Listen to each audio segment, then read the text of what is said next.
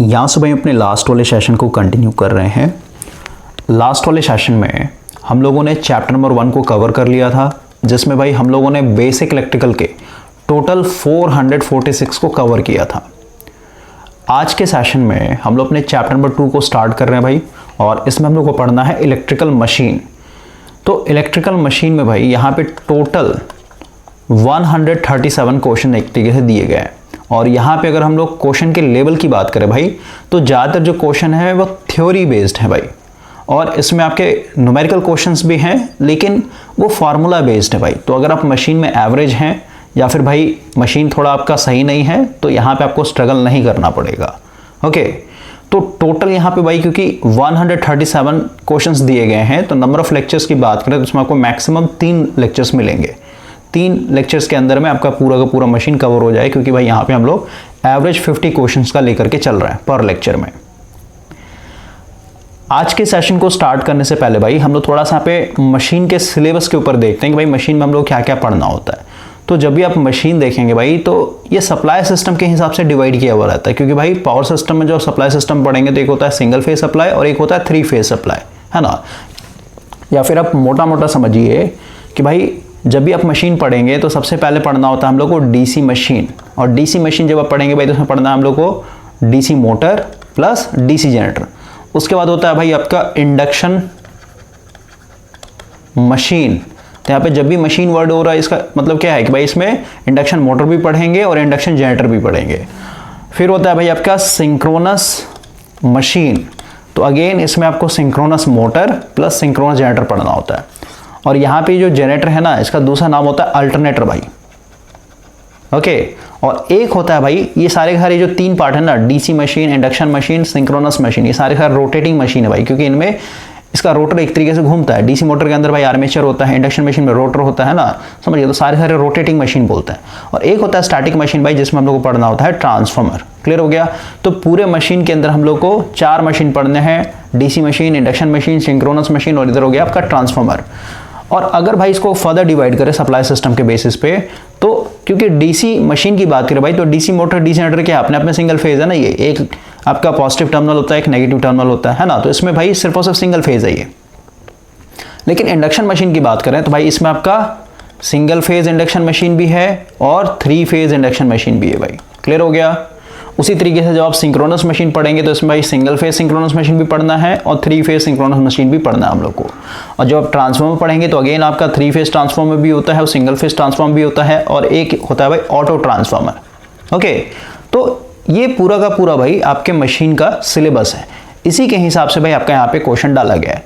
तो आज के सेशन को स्टार्ट कर रहे हैं, और सबसे पहला जो क्वेश्चन पूछा गया भाई, ये है आपका डीसी मशीन में डीसी मोटर से। ठीक है, तो यहाँ पे पूछा गया भाई कि हॉपकिंसन टेस्ट हम लोग भाई डीसी मोटर में किस लिए करते हैं, फिर किस पे किया जाता है, फुल लोड पे, हाफ लोड पे, नो लोड पे, है ना। तो जो भी हम लोग टेस्ट परफॉर्म करते हैं भाई, है ना, किसी भी मशीन के लिए, फिर चाहे भाई आपका रोटेटिंग मशीन हो। अब जैसे मैं रोटेटिंग मशीन बोलूंगा, इसका मतलब क्या, सारा का सारा कवर हो जाएगा, induction machine, synchronous machine, DC machine, समझे। तो जो टेस्ट परफॉर्म कर रहे हैं भाई हम लोग यहाँ पे, फिर चाहे रोटेटिंग मशीन हो फिर स्टैटिक मशीन हो, तो टेस्ट हम लोग क्यों करते हैं, ताकि भाई अंदर का जो रेजिस्टेंस है इसको फाइंड आउट किया जा सके, अंदर में जो कोर लॉस हो रहा है भाई, है ना, जिसको एडी करंट लॉस और हिस्टेरिसिस लॉस भी बोलते हैं, ये फाइंड आउट किया जा सके। रेजिस्टेंस हम लोग इसलिए फाइंड आउट करता है ताकि भाई हम लोग का कॉपर लॉस यानी I² RA एक तरीके से फाइंड आउट किया जा सके, है ना। और ये सब जो लॉसेस फाइंड आउट कर लेंगे तो भाई हम लोग का ओवरऑल क्या है यहाँ पे कि एफिशिएंसी फाइंड आउट करना। तो एफिशिएंसी क्या होता है भाई, आउटपुट बटा इनपुट, और इनपुट को अगर भाई यहाँ पे और ओपन करके लिखे तो क्या हो जाएगा, आउटपुट, और यहाँ पे इनपुट लिख सकते हैं आउटपुट प्लस लॉसेस, समझे। तो किसी भी मशीन का अगर आपको एफिशिएंसी चाहिए तो भाई मुझे लॉसेस यहाँ पे पहले पता होना चाहिए, और लॉसेस निकालना है इसका मतलब क्या कि भाई मुझे यहाँ पे कोर लॉस पता होना चाहिए, कॉपर लॉस पता होना चाहिए, और जैसे रोटेटिंग मशीन की बात होती है उसमें फ्रिक्शन लॉस भी होते हैं, जैसे आपका बेयरिंग लॉस हो गया भाई, है ना, बेयरिंग लॉस हो गया, आपका विंडेज फ्रिक्शन लॉस हो गया, है ना। तो ये सब मतलब फ्रिक्शन लॉस में ही आ जाएगा बेयरिंग लॉस। क्लियर हो गया। तो यही है भाई कि जो हॉपकिंसन टेस्ट है डीसी मोटर पे किस लिए किया जाता है, तो भाई ये एफिशिएंसी को फाइंड आउट करने के लिए किया जाता है। क्लियर हो गया। और एफिशिएंसी फाइंड आउट करने का मतलब क्या कि भाई ये हमेशा फुल लोड पे किया जाता है। क्लियर हो गया। तो ये सब भाई याद करने वाला चीज़ है। हॉपकिंसन टेस्ट अपने आप में क्या है, एक टॉपिक है भाई डीसी मोटर जब भी आप पढ़िएगा तो याद रखना हॉपकिंसन टेस्ट क्या है भाई, ये फुल लोड पे किया जाता है। क्लियर हो गया। और इसका अल्टरनेटिव नेम है, कभी कभी ऐसी क्वेश्चन पूछ जाता भाई कि हॉपकिंसन टेस्ट का और क्या क्या नाम है, तो बैक टू बैक टेस्ट भी बोलते हैं, रीजेनरेटिव टेस्ट भी बोलते हैं भाई, और उसको हीट रन टेस्ट भी बोलते हैं, ठीक है, हीट लॉस रन टेस्ट, ठीक है, यहाँ पे देखिए मेंशन किया गया है ना, हीट रन टेस्ट। क्लियर हो गया। तो इतने सारे इसके नाम होते हैं भाई, इसको आप नोट्स बना लीजिएगा क्योंकि थ्योरी वाले क्वेश्चंस हैं, ये सब आपको थोड़ा सा दिमाग में रखना पड़ेगा। नेक्स्ट क्वेश्चन देखिए क्या बोल रहा है, open circuit test in transformer. तो भाई ओपन सर्किट टेस्ट किस लिए करते हैं ट्रांसफार्मर में, कोर लॉस को फाइंड आउट करने के लिए भाई, ठीक है, क्योंकि ये जो कोर लॉस होता है ना भाई, ये रेटेड वोल्टेज पे किया जाता है, और रेटेड वोल्टेज करने का मतलब क्या कि भाई मतलब ये पढ़ना पड़ेगा भाई आपको, ठीक है।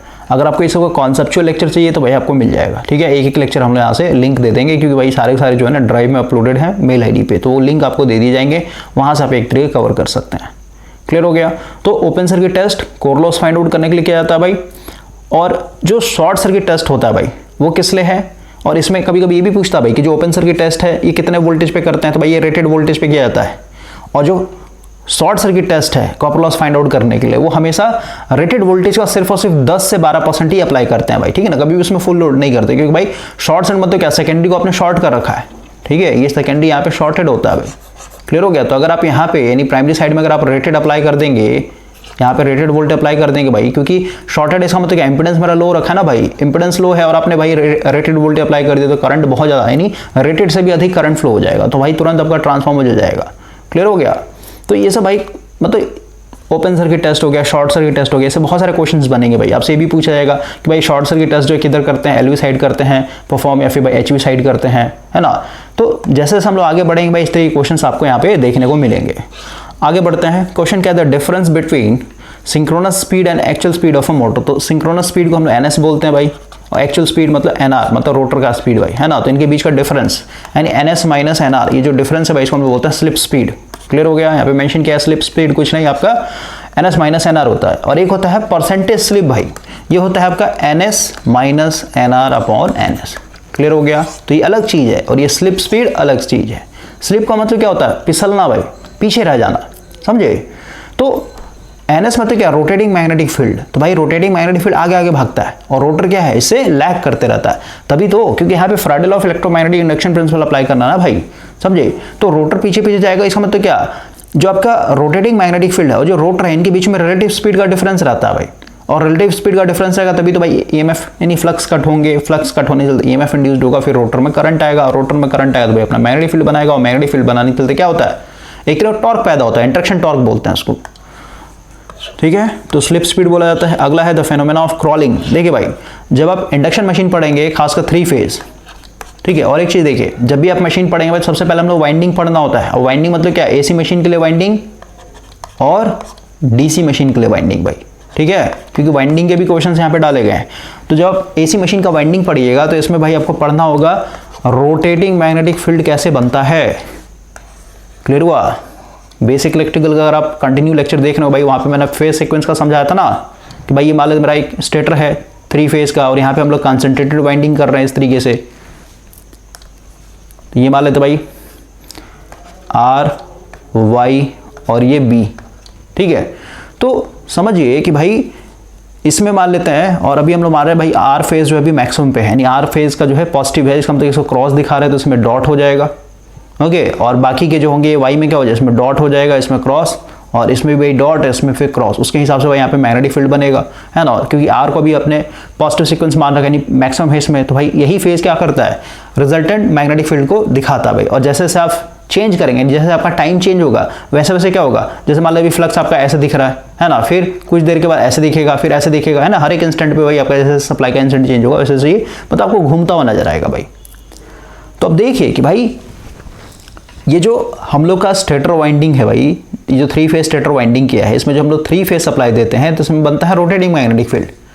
लेकिन अब यहाँ पे समझिए, जैसे आप फूरियर सीरीज पढ़ रहे होंगे, तो फूरियर सीरीज का मतलब क्या कि भाई जो भी वेव है ना, वो डिफरेंट सिग्नल से मिलकर के बना। जैसे स्क्वायर वेव की बात करें भाई, तो ये क्या है, इसमें एक फंडामेंटल है ना, एक फंडामेंटल कॉम्पोनेंट है, फिर इसमें 3rd हार्मोनिक है, 5th हार्मोनिक है, 7th हार्मोनिक्स है ना। तो ये जो क्रॉलिंग है ना, क्रॉलिंग का मतलब क्या है कि भाई यहाँ पे जो रोटेटिंग मैग्नेटिक फील्ड बन रहा है, तो इसमें भाई मान लेते हैं जो रोटेटिंग मैग्नेटिक फील्ड बना ये फंडामेंटल के चलते बना, ठीक है, इस डायरेक्शन में। लेकिन अब मान लेते भाई इसमें आपका थर्ड हार्मोनिक्स भी प्रेजेंट है, फिफ्थ हार्मोनिक्स भी प्रेजेंट है, सेवंथ हार्मोनिक भी प्रेजेंट है ना। तो सीधी सी बात है भाई, ये जो थर्ड हार्मोनिक है इसका मतलब क्या कि भाई जब आपका फंडामेंटल एक साइकिल बना रहा है तो भाई ये जो थर्ड हार्मोनिक होगा ये 3 साइकिल बनाएगा, यानी इसका फ्रीक्वेंसी अलग होता है और इसका फ्रीक्वेंसी अलग है। और भाई इसका मतलब कहना मतलब क्या है ना भाई, जो हार्मोनिक्स है ना इनके चलते, जैसे फिफ्थ हार्मोनिक की बात करें तो भाई देखिए फंडामेंटल के चलते अगर इस डायरेक्शन में मैग्नेटिक फील्ड घूम रहा है तो भाई फिफ्थ हार्मोनिक के चलते इसका जस्ट अपोजिट डायरेक्शन में घूमता है भाई, समझे। लेकिन इसका जो मैग्नीट्यूड होता है यानी मैग्नेटिक फील्ड का जो मैग्नीट्यूड होगा वो कम होता है, ठीक है। इसके चलते जो नेट मैग्नेटिक फील्ड होता है ना कैंसिल आउट, यानी सारे जो फंडामेंटल के चलते जो डायरेक्शन है भाई इस डायरेक्शन में उसको भाई कैंसिल आउट करने की कोशिश करते हैं।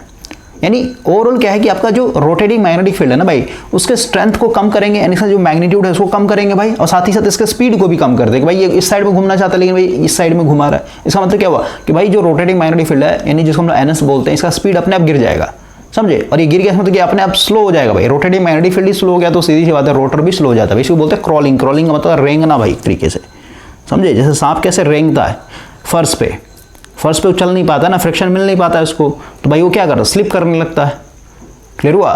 तो ये सब भाई नहीं पढ़ा है तो नहीं समझ में आएगा, ठीक है ना। वही चीज़ है, थ्योरेटिकल क्वेश्चन है लेकिन भाई ये पूरा निचोड़ है पूरे कॉन्सेप्ट का। आगे बढ़ते हैं भाई,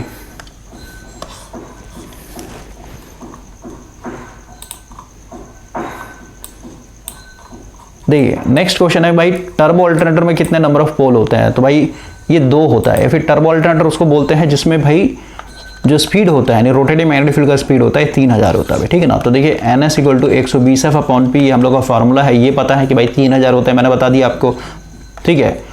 और फ्रीक्वेंसी भाई किसके लिए 120 ही है, इंडिया की बात करें तो भाई 120 × 50, तो भाई यहाँ से पोल 1/P, तो भाई P = क्या हो जाए बताइए, ये हो जाएगा आपका 120 × 50/3000, यही आएगा। काट देते हैं 1 2 1 2 खत्म, ठीक है। 5 6 30 और 6 दूनी 12, ठीक है। यानी 2 पोल के लिए आपका होता है, ठीक है। टर्बो अल्टरनेटर उसको बोलते हैं जिसमें भाई 2 पोल होते हैं। और जो टर्बो अल्टरनेटर क्या है, हाई स्पीड है भाई, समझ 3000 RPM पे इसका रोटेटिंग मैग्नेटिक फील्ड घूम रहा है, तो सीधी NR क्या होगा। ऐसे तो भाई ये अल्टरनेटर है ना सिंक्रोनस अल्टरनेटर भाई, तो NR भी क्या होगा 3000 RPM पे घूमेंगे। इसका मतलब क्या हुआ, हाई स्पीड अल्टरनेटर है भाई। और हाई स्पीड अल्टरनेटर हम लोग कहाँ यूज़ करते हैं, थर्मल पावर प्लांट में, क्लियर हो गया। और ये जो टर्बो अल्टरनेटर होता है इसको हम लोग सिलेंड्रिकल बनाते हैं भाई, सिलेंड्रिकल, समझ में आया। और जो आपका साइलेंट पोल टाइप होता है, तो साइलेंट पोल टाइप क्या होता है, लो स्पीड के लिए होता है भाई। जैसे आपका हाइड्रो पावर प्लांट हो गया है ना, क्योंकि उसका साइज बड़ा होता है, मतलब उसका डायमीटर बड़ा होता है भाई। क्यों, क्योंकि इसमें नंबर ऑफ पोल्स ज़्यादा होता है। देखिए ना भाई, मेरे को इसको NS को कम करना है, NS को कम कैसे करेंगे भाई, P बढ़ाना पड़ेगा मेरे को, P बढ़ेगा तो अपने पे कम हो जाएगा, तो इसमें ज़्यादा पोल लगाना पड़ता है। पोल ज़्यादा लगाने से मतलब क्या है, इसका डायमीटर मेरे को बड़ा करना पड़ेगा ना भाई, समझ में आया। और ये साइलेंट पोल टाइप होता है भाई कुछ इस तरीके का, ठीक है। इस तरीके का डिज़ाइन होता है इसमें, क्लियर हो रहा है मैं क्या बोल रहा हूँ सब, ठीक है भाई। 4 पोल का, 2 पोल का, ठीक है ना। ऐसे 4 पोल का मैं दिखा देता हूँ कुछ इस तरीके का रफ, ठीक है। इस तरीके के ये होते हैं भाई बने हुए, ठीक है। ऐसे जोड़ के दिखा दे रहा हूँ। तो इस प्रोजेक्टेड टाइप होता है, फिर साइलेंट पोल इसको बोलते हैं भाई, आगे की तरफ निकले हुए रहता है इस तरीके से, ठीक है। तो हमेशा याद रखना टर्बो अल्टरनेटर हाई स्पीड में यानी थर्मल पावर प्लांट में यूज़ होता है भाई, या फिर स्टीम पावर प्लांट में यूज़ होगा। और जो आपका साइलेंट पोल टाइप है, प्रोजेक्टेड पोल टाइप है भाई, वो आपका एक तरीके से लो स्पीड में यूज़ होता है, ओके ना। उसका भी बहुत सारा रीज़न है भाई, इसका डायमीटर ज़्यादा है तो भाई सीधी सी बात है, सेंट्रीफ्यूगल फोर्स ज़्यादा लगता है ना, इसलिए उसको ज़्यादा हाई स्पीड में नहीं घुमा सकते हैं। तो बहुत सारे इसमें वही होते हैं। कंस्ट्रक्शन का ये पूरा क्वेश्चन है, मतलब ज़्यादा स्टैंडर्ड नहीं है भाई आपके मशीन का।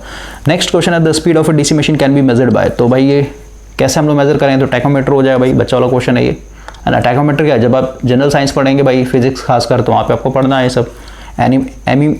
एमीटर भाई करंट को मेजर करने के लिए, एनीमोमीटर मतलब हवा के स्पीड को मेजर करने के लिए, वोल्टमीटर वोल्टेज को मेजर करने के लिए, ठीक है। आगे बढ़ता है DC shunt motor commonly used. तो भाई DC शंट मोटर, तो शंट मोटर क्या होता है, ये कांस्टेंट स्पीड मोटर होता है भाई, ठीक है। तो उसको हम लोग कहाँ यूज़ करेंगे, लेथ मशीन में। लेथ क्या होता है भाई, जैसे कोई भी गैराज है या फिर भाई कोई भी क्या बोलते हैं उसको, जहाँ पे भाई कोई भी चीज़ रिपेयरिंग करते हैं हम लोग, ठीक है ना, तो वहाँ पे यूज़ करते हैं हम लेथ का मशीन। लेथ मशीन मतलब आप एक बार गूगल कीजिएगा ना, आपको समझ में आया। फिर यूट्यूब पे आप देख ले लेथ मशीन कैसा होता है, समझ में आ जाएगा, ओके। तो वहाँ पे कांस्टेंट स्पीड जो होता है, इसलिए हम लोग DC शंट मोटर यूज़ करते हैं। अगला है starting resistance of A DC motor. देखिए भाई, जो DC मोटर है भाई, या फिर किसी भी मोटर की बात करें, इंडक्शन मोटर की बात करें, है ना, तो भाई हम लोग को यहाँ पे इसको स्टार्ट करने के लिए स्टार्टर लगाना पड़ता है। स्टार्टर क्योंकि जैसे भाई मान लेते हैं यहाँ पे मैं एक DC मोटर की बात करूँ, मान लेते शंट DC मोटर की बात कर रहे हैं भाई, इसका फील्ड रेजिस्टेंस दिखा दे रहे हैं, सॉरी आर्मेचर रेजिस्टेंस दिखा दे रहे हैं, और फील्ड वाइंडिंग को हम लोग D एक्सिस पे दे, फील्ड रेजिस्टेंस हो गया कुछ इस तरीके से, ठीक है। और ये इधर से हम लोग सप्लाई देंगे।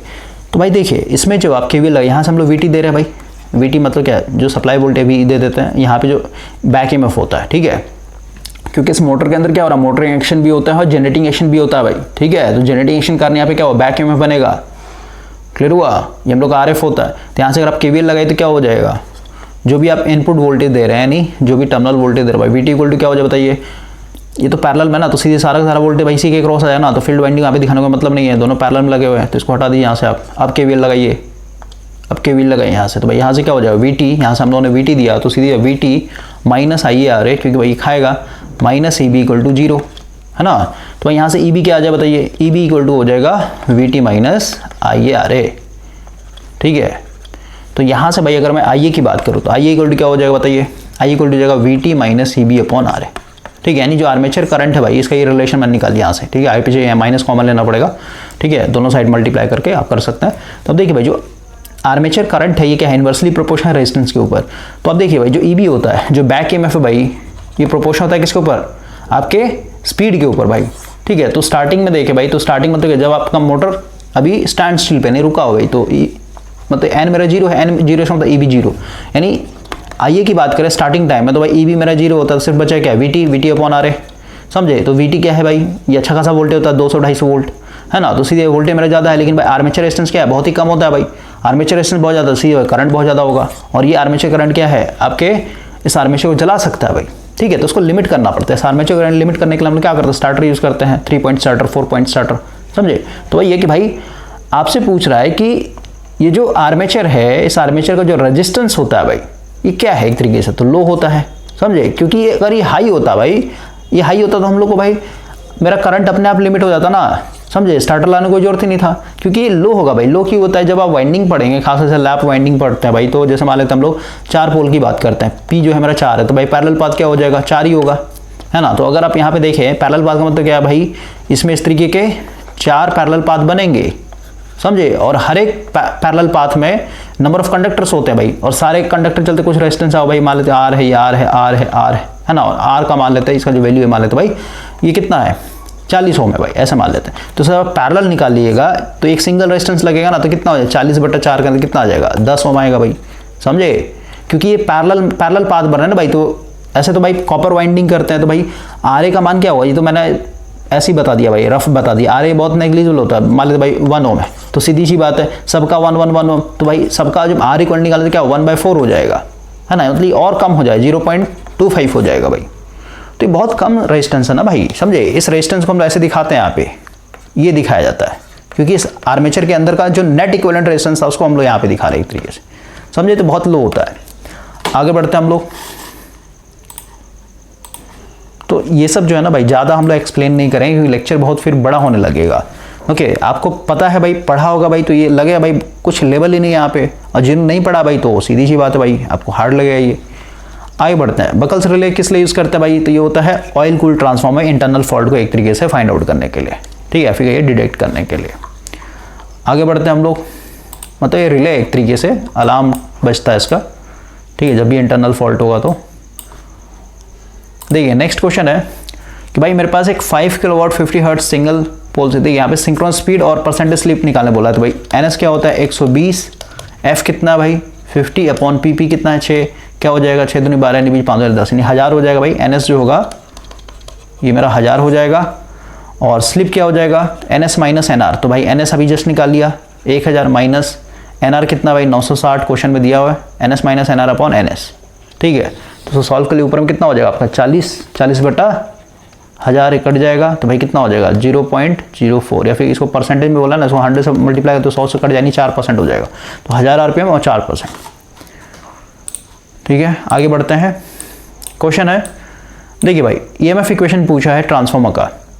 तो देखिए भाई ट्रांसफार्मर मतलब क्या भाई, एक इंडक्टर ही तो है, प्राइमरी अगर हम लोग देखें तो भाई एक इंडक्टर है, और ये क्या होता है दूसरा जो सेकेंडरी है क्या है, एक तरीके से यहाँ पे एक तरीके से म्यूचुअल कपलिंग कारण, ये दोनों कॉइल कपलिंग होता है ना, मैग्नेटिकली कपल है भाई। तो यहाँ का कुछ फ्लक्स क्या होता है यहाँ पे लिंक करता है भाई, म्यूचुअली यहाँ पे फ्लक्स लिंकेज हो रहा है, तो यहाँ पे हम लोग का ईएमएफ इंड्यूस्ड होता है। तो आप समझिए भाई कि हम लोग अगर यहाँ पे ईएमएफ की बात करें, ईएमएफ क्या होता है NdΦ/dt। तो भाई आप देखिए यहाँ से जो भी करंट आ रहा है, जो एक्साइटेशन करंट बोलते हैं भाई, क्या होता है, मतलब सीधी सी बात है, यहाँ पे जो फ्लक्स बने, जो करंट होता है डायरेक्टली प्रोपोर्शनल होते हैं भाई, ठीक है। जितना ज़्यादा करंट बढ़े उतना उसी हिसाब से फ्लक्स भी आपका बढ़ते घटते रहता है, ठीक है। तो अगर आपने यहाँ पे करंट जो है साइनसोडियल दे दिया भाई, मान लीजिए जो एक्साइटेशन करंट है क्या है, Im sin ओमेगा टी, है ना। तो फ्लक्स क्या बनेगा भाई, फ्लक्स क्या बनेगा, क्योंकि दोनों आपस में प्रोपोर्शन है ना, तो फ्लक्स भी भाई मेरा क्या होगा, साइनसोडियल बनेगा, करंट साइनसोडियल भाई, फ्लक्स भी मेरा साइन ये हो जाएगा φm sin ओमेगा टी। समझ में आ रहा बात को। तो भाई यहाँ पे पुट कीजिए फ्लक्स का वैल्यू, जब पुट कीजिए तो क्या हो जाएगा, n और फाई की जगह क्या हो जाएगा आपका φm sin omega T upon dt। तो भाई φm मेरा कांस्टेंट वैल्यू को बाहर ले लेते हैं, और ये प्राइमरी साइड का निकालते हैं भाई, तो n1 कर लीजिए, इसको हम लोग प्राइमरी साइड ले लेते हैं, ठीक है। तो ये हो जाएगा φm कॉमन ले लिया, ये कांस्टेंट से बाहर ले लिया भाई, इस साइन ओमेगा टी का डिफरेंशिएट क्या हो जाएगा, omega into cos omega T, ठीक है। क्लियर हो गया। अब आपको पता है भाई कि ये जो कॉस ओमेगा टी है, यानी कोसाइन फंक्शन है ना भाई, समझे, जैसे यहाँ पे लिखा Im साइन ओमेगा टी, तो भाई साइन ओमेगा टी से पहले जो वैल्यू रहता है इसको क्या बोलते हैं, मैक्सिमम वैल्यू बोलते हैं। इसका मतलब क्या है, कॉस ओमेगा टी के आगे जो वैल्यू है ये, इसको हम लोग क्या बोलेंगे, ये भाई मेरा मैक्सिमम वैल्यू है, समझे। यानी अगर हम लोग यहाँ पे Emax की बात करें, E1 चल रहा था ये, तो इसका आगे वाला जो टर्म है इसको हम लोग क्या बोलेंगे, इसका मैक्सिमम वैल्यू भाई Emax का, ठीक है। इसको EM बोलते हैं, Emax का जो वैल्यू क्या आ जाएगा, N1 into φm into omega. Clear हो रहा है। लेकिन भाई मुझे RMS वैल्यू चाहिए, ये जो लिखे रहता है ना, ये RMS वैल्यू होता है भाई, ठीक है। तो RMS वैल्यू मतलब क्या, इसको भाई √2 से डिवाइड करना पड़ेगा, यानी E का RMS वैल्यू चाहिए, तो भाई जो मैक्सिमम वैल्यू इसको √2 से डिवाइड करना पड़ेगा। Emax का वैल्यू क्या है यहाँ पे, N1 φm ओमेगा, और इसको √2 से डिवाइड करना पड़ेगा, कोई दिक्कत। तो ERMS बन जाएगा। तो ERMS इक्वल टू, अब देखिए इसको ओपन कर, N1 φm ओमेगा जो क्या लिखा 2πf, और इधर क्या हो जाएगा √2, ठीक है। तो अगर आप कैल्सी में देखें इसका वैल्यू 2π अपॉन √2, इसका जब आप वैल्यू डालिएगा ना तो ये आ जाए आपका 4.44।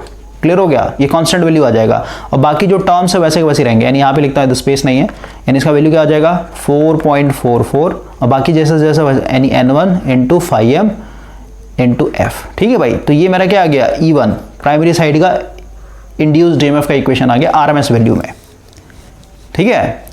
अब देखिए भाई, इधर हम लोग पहले मिटाते हैं, ये सब लोग मिटाते हैं भाई।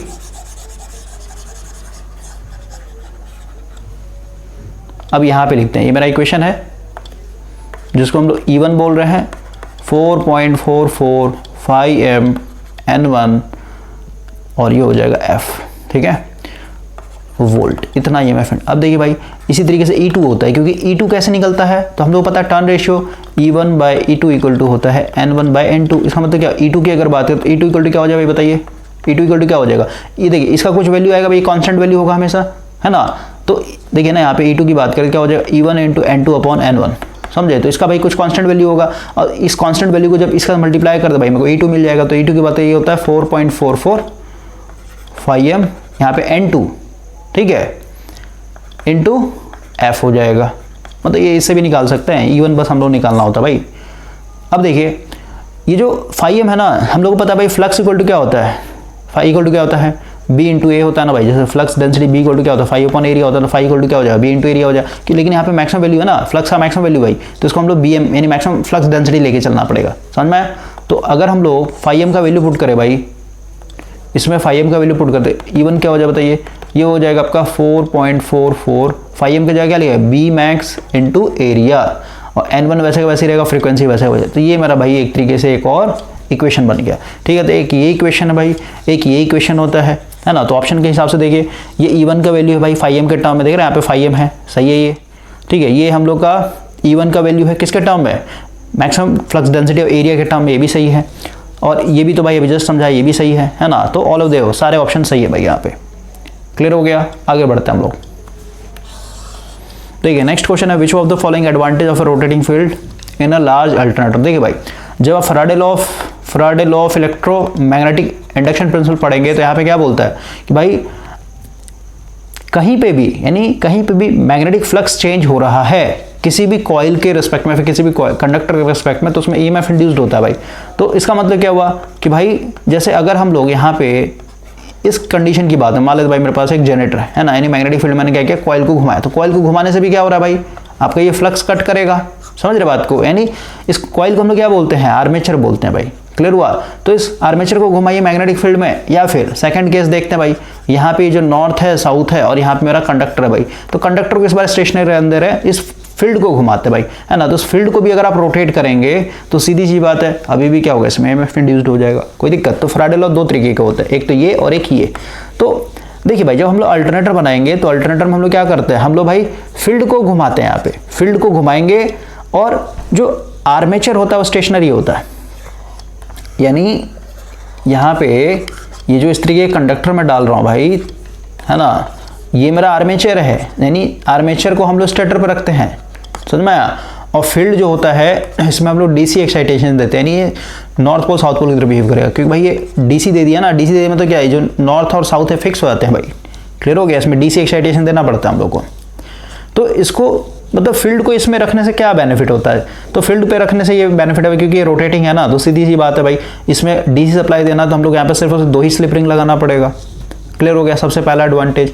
और क्योंकि भाई हम लोग ये जो डीसी एक्साइटेशन दे रहे हैं तो यहाँ पे भाई कितना वोल्टेज देते हैं, मैक्सिमम भाई 400 वोल्ट तक दिया जाता है ना, समझे। और क्योंकि भाई ये रोटर पे है तो ये दोनों जो ब्रशेस लगे रहेंगे ना भाई, देखिए ये जो ब्रश है इसमें क्या होता है, स्लिप रिंग होगा ब्रश होगा, क्योंकि भाई दोनों ब्रश उसको कॉन्टेक्ट पकड़ के रखता है ना भाई, समझ में आया। तो जब भी यहाँ पे स्लिप रिंग की बात हो इसके साथ ब्रश भी आपको देखने को मिलेगा भाई, समझ में आया।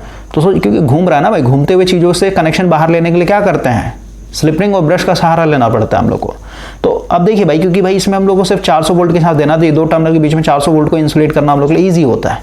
लेकिन वही अगर आप भाई मान लेते हैं इस बार, आप क्या कीजिए कि भाई इस फील्ड को भाई आप ये स्टेटर पर रख दीजिए ऐसे, है ना। फील्ड मेरा नॉर्थ हो गया साउथ हो गया इस तरीके से, और इस बार आर्मेचर को भाई आप रोटर पर रख दीजिए। तो आर्मेचर को जब आप रोटर पर रखेंगे, क्योंकि भाई 3 फेज मशीन है ना, तो 3 वाइंडिंग यानी 3 तार यहाँ से बाहर निकालना पड़ेगा हम लोग को, और तीनों तार क्या है एक तरीके से बहुत नजदीक होंगे ना भाई रोटर पे। तो और क्योंकि भाई ये अल्टरनेटर तो इनका वोल्टेज काफी हाई होता है 11 के भी, तो भाई 11,000 वोल्ट को यहाँ पे आपस में इंसुलेट करना काफी मुश्किल है ना। और 3 वायर है RYB, है ना, तो सीधी सी बात है भाई, आपको 3 स्लिप रिंग चाहिए होगा यहाँ पे और 3 कार्बन ब्रश चाहिए, तो भाई यहाँ पे फ्रिक्शन लॉस बढ़ जाएगा ना भाई, समझे। तो ये सब दिक्कत होता है भाई, इसलिए हम लोग क्या करते हैं कि भाई आर्मेचर को स्टेटर पर रखते हैं और फील्ड को हम लोग रोटर पर रखते हैं, तो स्मॉल ऑफ देव हो जाएगा, ठीक है। तो ये बेटर इंसुलेशन, ठीक है।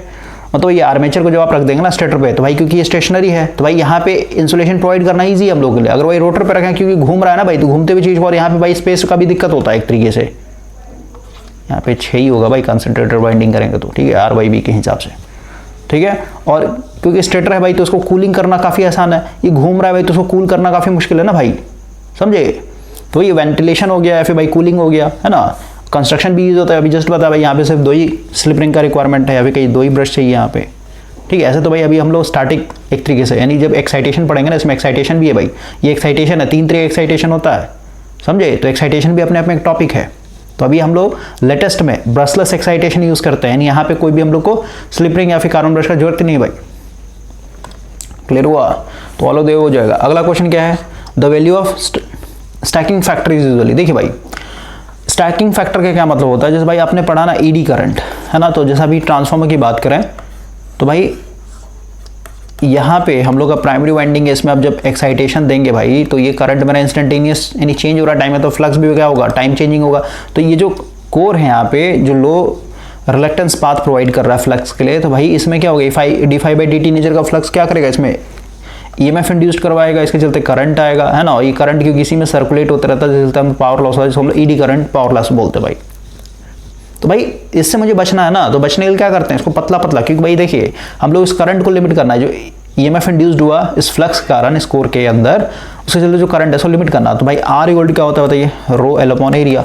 तो अगर मैं एरिया को किस तरह कम कर दूँ, भाई रेजिस्टेंस बढ़ जाएगा, रेजिस्टेंस बढ़ गया इसका मतलब क्या, जो I2R लॉस होगा, क्योंकि भाई देखिए ना रेजिस्टेंस ही तो करंट को लिमिट करता है ना भाई। इस करंट की बात करते हैं, जो एडी करंट है क्या हो जाएगा, वोल्टेज अपॉन यानी जो EMF इंड्यूस्ड हुआ इस फ्लक्स के चलते, है ना वो, और इसका जो हर एक पत्ती का जो रेजिस्टेंस होगा, तो क्योंकि भाई एरिया कम कर दिया तो भाई रेजिस्टेंस बढ़ा हुआ है, रेजिस्टेंस बढ़ा तो करंट अपने आप लिमिट हो जाएगा, करंट कम हो गया तो सीधे I2R लॉस कम होगा, यानी power loss due to eddy current कम हो जाएगा।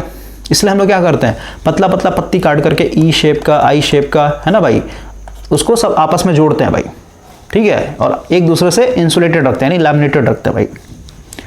क्लियर हो गया, यहाँ पे कभी भी सॉलिड पीस नहीं यूज होता है। तो अब आते हैं हम लोग क्वेश्चन पे। क्वेश्चन क्या बोल रहा है, स्टैकिंग फैक्टर। तो स्टैकिंग फैक्टर क्या होता है, यही भाई देखिए यहाँ पे जो स्टैकिंग फैक्टर है ये है आपका एक्चुअल बटा यहाँ पे लिखा ना एक्चुअल, तो एक्चुअल थिकनेस कर लीजिए, एक्चुअल थिकनेस डिवाइडेड बाय होगा आपका टोटल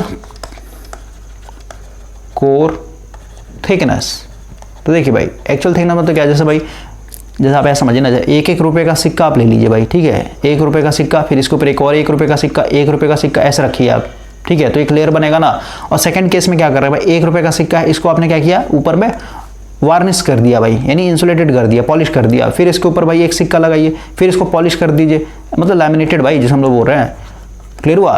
तो अब देखिए एक्चुअल थिकनेस का मतलब क्या है कि भाई सारे के सारे को जब आप मतलब इसका जो थिकनेस देखेंगे यहाँ से, मतलब इसमें क्या हो जाएगा, जो थिकनेस लैमिनेशन के लिए जो थिकनेस आ रहा है वो, और जो कॉइन्स का जो थिकनेस है वो सारे काउंट हो जाएंगे ना भाई। तो ऊपर वाला जो थिकनेस होगा वो क्या होगा आपका, बताइए, मतलब एक्चुअल थिकनेस है ना। एक्चुअल थिकनेस मतलब क्या, इसमें भाई 1 मिनट नीचे में रखेंगे ना, टोटल कोर थिकनेस है ना, मतलब क्या इसमें पूरा का पूरा थिकनेस भाई, इंसुलेशन के चलते भी जो आ रहा है थिकनेस और जो कॉइन का थिकनेस है वो है ना, तो भाई नीचे में ये क्या होगा, ये ज़्यादा बड़ा वैल्यू होगा भाई, क्योंकि पूरा टोटल थिकनेस कवर कर रहा है ना इसमें, ठीक है। टोटल थिकनेस में क्या होगा, इंसुलेशन प्लस आपका जो कॉइन्स का, कॉइन मतलब क्या, कोर की बात हो रही है यहाँ पे, ठीक है, ये बस एनालॉगस देकर समझा रहा हूँ मैं। तो डिनोमिनेटर मेरा हमेशा बड़ा होता है भाई। एक्चुअल थिकनेस मतलब क्या, एक्चुअल थिकनेस मतलब इसमें वार्निश वाला जो थिकनेस है, फिर भाई इंसुलेशन जो प्रोवाइड किया उसको थिकनेस हम लोग काउंट नहीं कर रहे हैं यहाँ पे, ठीक है। तो ऊपर वाला क्या होगा, न्यूमरेटर हमेशा कम होगा और डिनोमिनेटर में ज़्यादा है, मतलब कैसा, जैसे भाई ये मान लेते हैं आपका 10 आया और ये मान लेते 12 आया, तो इसका वैल्यू क्या आएगा, हमेशा लेस देन 1 आएगा भाई, ठीक है। तो लेस देन यूनिटी होता है स्टैकिंग फैक्टर।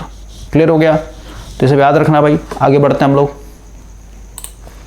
क्वेश्चन है the speed of A DC motor is, तो भाई देखिए हम लोग यहाँ पे अगर स्पीड का रिलेशन देखें तो भाई अभी जस्ट मैंने लिखना सिखाया था ना कि भाई मोटर के केस में जो ईबी था हम लोगों ने लिखा था ना KVL equation, VT minus I R A minus EB equal to 0। तो भाई यहाँ से ईबी क्या हो जाएगा, ईबी को उधर भेज दिया, क्या हो जाएगा, EB equal to VT minus I R, ठीक है। एक ईबी है, यानी ईबी को ही हम लोग ईजी बोलते हैं भाई, क्यों, क्योंकि भाई ये बैक में मतलब क्या, मोटर के अंदर जनरेटिंग एक्शन भी हो रहा है और मोटरिंग एक्शन भी हो रहा है, तो ईबी कुछ नहीं ईजी ही होता है भाई, ठीक है। ये होता है 5Z NP/60 है। क्लियर हुआ? तो यहाँ से देखिए हम लोग भाई ईबी की जगह वैल्यू पुट कर दे, ईबी है ना से वैल्यू डालते थे 5Z NP/60 है। तो अब देखिए अगर आपने एक बार वाइंडिंग कर दिया तो भाई नंबर ऑफ पोल फिक्स हो जाएगा, जेड फिक्स हो जाएगा, है ना, और ये जो 60 है ये भी फिक्स हो जाएगा। मतलब क्या, ये वाला टर्म, ये वाला टर्म और ये वाला टर्म ये कांस्टेंट हो जाएंगे, ठीक है। इधर पहले लिखते हैं तो जैसे वैसे वैसे रहेगा VT minus I into are.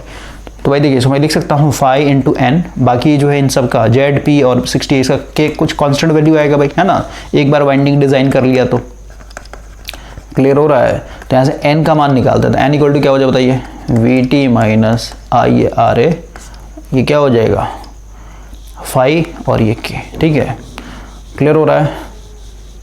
अब देखिए भाई n इक्वल टू क्या हो जाएगा, ये VT माइनस आई आर ए क्या था, VT माइनस आई आर ए क्या था, यहाँ से निकाले VT माइनस आई आर ए क्या हो, EB के बराबर होगा ना, फिर यहीं पे देखिए ना EB इक्वल टू क्या VT माइनस आई आर ए, तो ये जो VT माइनस आई आर ए इसको EB लिख सकता हूँ, ठीक है, ये 5 और ये k, ठीक है। तो ये भाई जो स्पीड होता है डायरेक्टली प्रोपोर्शनल किसके ऊपर है, EB और फ्लक्स के ऊपर, ठीक है, ऐसा समझिए आप। तो जितना ज़्यादा बैक EMF होगा भाई उतना ज़्यादा आपको n देखने को मिलेगा, या फिर कहीं फ्लक्स और स्पीड के बीच में रिलेशन इन्वर्सली होता है। तो यहाँ पे क्या बोल रहा है, डायरेक्टली प्रोपोर्शनल किसके ऊपर होता है, तो EB के ऊपर हो जाए भाई, बैक EMF हो जाएगा। समझ में आया? उसका आंसर देखते हैं। बिल्कुल सही है, C4 कैट हो जाएगा बैक EMF। अगला भाई AC सर्वो मोटर। तो भाई देखिए अभी जस्ट हम लोगों ने बात किया ना कि भाई जो आपका इंडक्शन मशीन था भाई, इंडक्शन मशीन, तो इंडक्शन मशीन क्या था, एक सिंगल फेज भी है और 3 फेज भी भाई, ठीक है ना। तो जब आप सिंगल फेज पढ़ेंगे ना इसमें बहुत सारे टाइप्स होते हैं भाई, जैसे आपका एक स्प्लिट फेज होता है। स्प्लिट फेज मतलब क्या है कि भाई देखिए, क्योंकि भाई सिंगल फेज जो होता है ना सेल्फ स्टार्ट नहीं होता है, नॉट सेल्फ स्टार्ट नहीं, इसका मतलब क्या, इसमें भाई रोटेटिंग मैग्नेटिक फील्ड सेटअप नहीं होता। जब आप सिंगल फेज मतलब एक आर और एक न्यूट्रल, मतलब एक फेज और न्यूट्रल देंगे ना भाई, तो इसके चलते रोटेटिंग मैग्नेटिक फील्ड सेटअप नहीं होता है। तो भाई मुझे यहाँ पे सेल्फ स्टार्ट बना, मतलब रोटेटिंग मैग्नेटिक फील्ड चाहिए, तो रोटेटिंग मैग्नेटिक फील्ड चाहिए, इसका मतलब क्या, मेरे को इस सिंगल फेज को 2 फेज में कन्वर्ट करना पड़ता है भाई। क्लियर हो गया? और 2 फेज मतलब क्या, एक फेज जो है जिसको हम लोग मेन वाइंडिंग बोलते हैं और एक होता है ऑक्सिलरी वाइंडिंग, तो इनके बीच में 90 डिग्री का फेज शिफ्ट चलता है भाई, ठीक है। तो 90 डिग्री का फेज शिफ्ट लाने के लिए हम लोग क्या कर रहे हैं, एक तरीके से जैसे कैपेसिटर स्टार्ट मोटर हो गया भाई, एक होता है कैपेसिटर स्टार्ट रन मोटर हो गया, एक हो गया रेजिस्टेंस यानी स्प्लिट फेज मेथड, जो कि आपके उसमें रेजिस्टेंस भी हम लोग यूज़ करते हैं। तो ये कि भाई सिंगल फेज को हम लोग 2 फेज बनाते हैं, 2 फेज बनाने के लिए क्या करते हैं, ये 90 डिग्री या फिर 90 डिग्री तो होता नहीं भाई, कभी 75 डिग्री तक जाता है आपका, तो उसको हम लोग क्या कर रहे हैं, फेज शिफ्ट लाने के लिए भाई कैपेसिटर लगाते हैं। ठीक है, जैसे सीलिंग फैन हो गया, इसमें कैपेसिटर लगता है ना भाई, जिसको कंडेंसर बोलते हैं हम लोग। क्लियर हो गया। तो सिंगल फेज जब आप पढ़ेंगे भाई तो उसमें बहुत सारे टाइप्स हैं, जैसे स्प्लिट फेज मोटर हो गया, स्प्लिट फेज में आपका रेजिस्टेंस स्टार्ट मोटर हो गया, capacitor start motor, capacitor start run motor हो गया, शेडेड पोल मोटर हो गया, यूनिवर्सल मोटर हो गया, है ना भाई। ठीक है, तो उसमें बहुत सारे टाइप्स होते हैं भाई। तो उसी तरीके से आपका एक सर्वो मोटर भी है। ठीक है, तो सर्वो मोटर क्या है, ये भाई कंट्रोल सिस्टम में यूज होता है आपका। तो सर्वो मोटर क्या है, तो ये कुछ नहीं, आपका 2 फेज इंडक्शन मोटर होता है भाई। समझ में, आप 2 फेज इंडक्शन मोटर का सिंगल फेज के अंदर ही तो पढ़ रहे हैं ना भाई हम लोग, क्योंकि भाई हम लोग मेन और ऑक्सिलरी वाइंडिंग बनाकर यहाँ पे क्या कर रहे हैं, एक तरीके से रोटेटिंग मैग्नेटिक फील्ड बना रहे हैं। रोटेटिंग मैग्नेटिक फील्ड बनेगा तभी भाई आपका सेल्फ स्टार्ट होगा। तो ये सब याद करना पड़ेगा आपको, नहीं तो कंस्ट्रक्शन पढ़ा हुआ है भाई आपके दिमाग में सब छप जाएगा अपने आप। आगे बढ़ते हैं भाई। क्वेश्चन है, which of the following excitation system have the both. देखिए भाई, अभी जस्ट बताया था ना कि भाई अल्टरनेटर जब आप पढ़ेंगे या फिर भाई सीधे से लिखे ना सिंक्रोनस मशीन, जब सिंक्रोनस मशीन पढ़ेंगे तो भाई इसमें हम लोग पढ़ रहे हैं अल्टरनेटर। तो अल्टरनेटर पे क्या करते हैं, डीसी एक्साइटेशन देते हैं, है ना। तो ये डीसी एक्साइटेशन जो दे रहे हैं भाई यहाँ पे जो मैग्नेट बन रहा है नॉर्थ एंड साउथ, तो इसको यानी डीसी एक्साइटेशन दे रहे हैं। 3 मेथड होते हैं, 3 मेथड भाई। सबसे पहला है आपका ये जो लिखा गया, ये पहला ही मेथड, सबसे पुराना मेथड है भाई। इसमें आपका एक मेन एक्साइटर होता है, एक पायलट एक्साइटर होता है। मेन एक्साइटर क्या, देखिए पायलट एक्साइटर मतलब क्या कि भाई इसमें हम लोग यूज़ करते हैं एक तरीके से डीसी शंट जनरेटर। देखिए कुछ कैसा ऐसा होता है। तो डीसी शंट जनरेटर बनाता है, पहले हम लोग डी एक्सिस पे भाई दिखा देते हैं इसके फील्ड वाइंडिंग को, और ये हो गया आर्मेचर, ये हो गया आपका ब्रश, और इस तरीके से आपके पैरेलल में कनेक्टेड होंगे ये। ठीक है, इसमें आर्मेचर रेजिस्टेंस भी आएगा भाई, यहाँ पे आर ए दिखा देते हैं इसके यहाँ पे। ठीक है ना, ये पैरेलली कनेक्टेड है, समझ में आया। तो क्योंकि भाई ये जो डीसी शंट जनरेटर है ना, ये सेल्फ एक्साइटेड होते हैं भाई। सेल्फ एक्साइटेड मतलब इसमें रेसिडुअल फ्लक्स होता है। तो भाई जब आप यहाँ पे इसको घुमाइएगा, ठीक है ना, इसके साफ्ट को घुमाइए, साफ्ट क्या होता है, इसी के साफ्ट के साथ कपल्ड होता है भाई। ठीक है ना, ये जो अल्टरनेटर का जो है ना, इसी के साफ्ट कपल्ड होता है। तो समझिए कि भाई जैसे इसके साफ्ट को घुमाइएगा तो भाई इसमें रेसिडुअल फ्लक्स होता है। रेसिडुअल फ्लक्स चलते क्या होता है, मैग्नेटिक फील्ड कट होगा, मतलब मैग्नेटिक फील्ड पहले से बनाओ भाई, समझ गए। तो इसको घुमाएंगे भाई, तो मैग्नेटिक फील्ड पहले से बनाओ, इसको घुमाने चलते क्या होता है, कंडक्टर जो है ईएमएफ को कट करता है चलते, मतलब फ्लक्स को कट करे, ईएमएफ इंड्यूस्ड हो, ईएमएफ इंड्यूस्ड चलते भाई। यहाँ पे देखिए सबसे पहले मतलब इसमें वोल्टेज बिल्डअप प्रोसेस होता है भाई। ठीक है ना, तो क्योंकि पहले फ्लक्स सिर्फ रेसिडुअल था भाई, तो बहुत ही कम ईएमएफ इंड्यूस्ड बने वाले 2 वोल्ट बना, तो 2 वोल्ट के चलते करंट फ्लो होगा, एक सर्कुलेटिंग करंट फ्लो होगा। ये करंट जो है ना इस फील्ड से होते भाई। 1 मिनट रुकिए भाई, यहाँ पे जो है ना इसको आप ऐसे कनेक्ट कीजिए, ठीक है। तो 2 वोल्ट के चलते भाई मान लेते इसमें करंट गया, करंट जाने से चलते भाई ये फ्लक्स पहले रेसिडुअल चलते था भाई, मान लेते 1 वेबर था।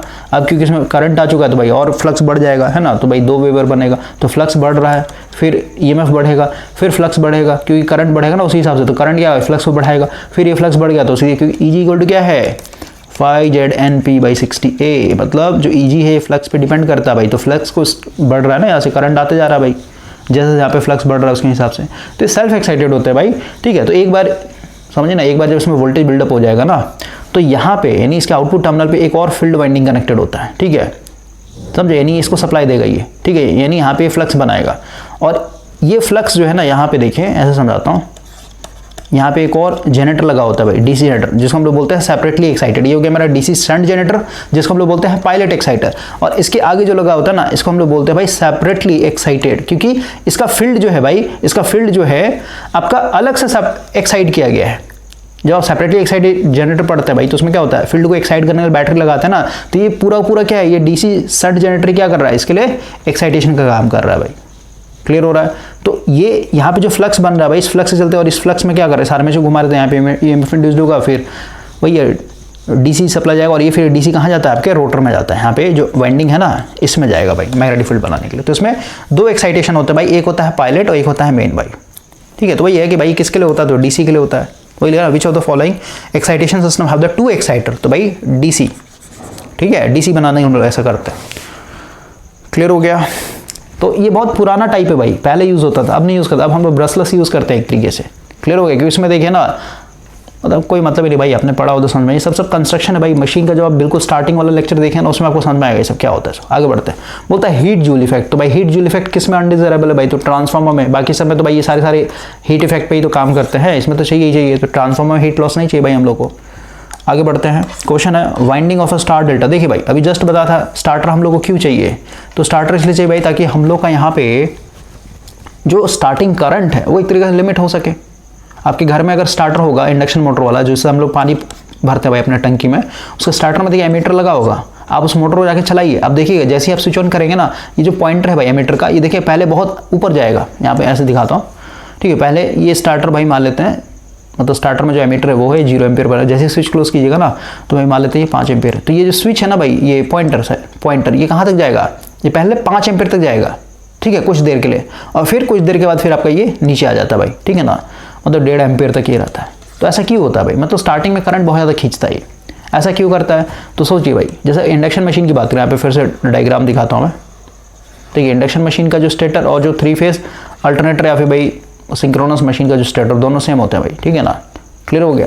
तो इधर से हम लोगों ने 3 फेज सप्लाई दिया, तो भाई यहाँ पे इसके अंदर स्टेटर में क्या बनेगा, रोटेटिंग मैग्नेटिक फील्ड बनेगा भाई, क्योंकि हम लोग इंडक्शन मोटर की बात कर रहे हैं, यहाँ पे स्टार्टर है ना, तो स्टार्टर किसके लिए यूज़ करते हैं, मोटर में यूज़ करते हैं भाई। तो 3 फेज सप्लाई दिए यहाँ से, तो भाई रोटेटिंग मैग्नेटिक फील्ड सेटअप हुआ। इसमें रोटर की बात करें भाई, रोटर केज टाइप दिखा देते हैं, है ना, स्लिपरिंग भी होता है भाई इसमें, है ना, इस तरीके दिखा दे रहे भाई, केज रोटर है इसमें।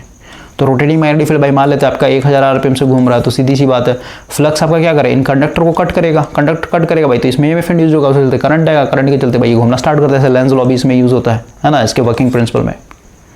तो आप समझिए भाई कि मुझे यहाँ पे स्टार्टिंग करंट को लिमिट करना है। क्यों भाई स्टार्टिंग का, क्यों भाई, देखिए रोटर तो भाई मेरा रुका हुआ है, रोटर रुका, इसका मतलब अगर हम यहाँ पे स्टार्टिंग में स्लिप की बात करें तो स्लिप क्या होता है, NS - NR/NS, सही बात है। तो भाई देखिए NR तो मेरा 0 होगी भाई, रोटर रुका हुआ है, तो क्या हो जाएगा, NS/NS, यानी क्या हो जाएगा 1, यानी स्टार्टिंग में जो स्लिप होता है 1 के बराबर होता है। और अगर आप यहाँ पे इस रोटर के अंदर करंट की बात करें भाई, तो रोटर के अंदर जो करंट होगा क्या होगा बताइए, I2 की बात क्या हो जाएगा, E2, यानी रोटर के अंदर जो EMF इंड्यूस्ड हो रहा है वो डिवाइडेड बाय जो रोटर का भाई इंपेडेंस होगा वो।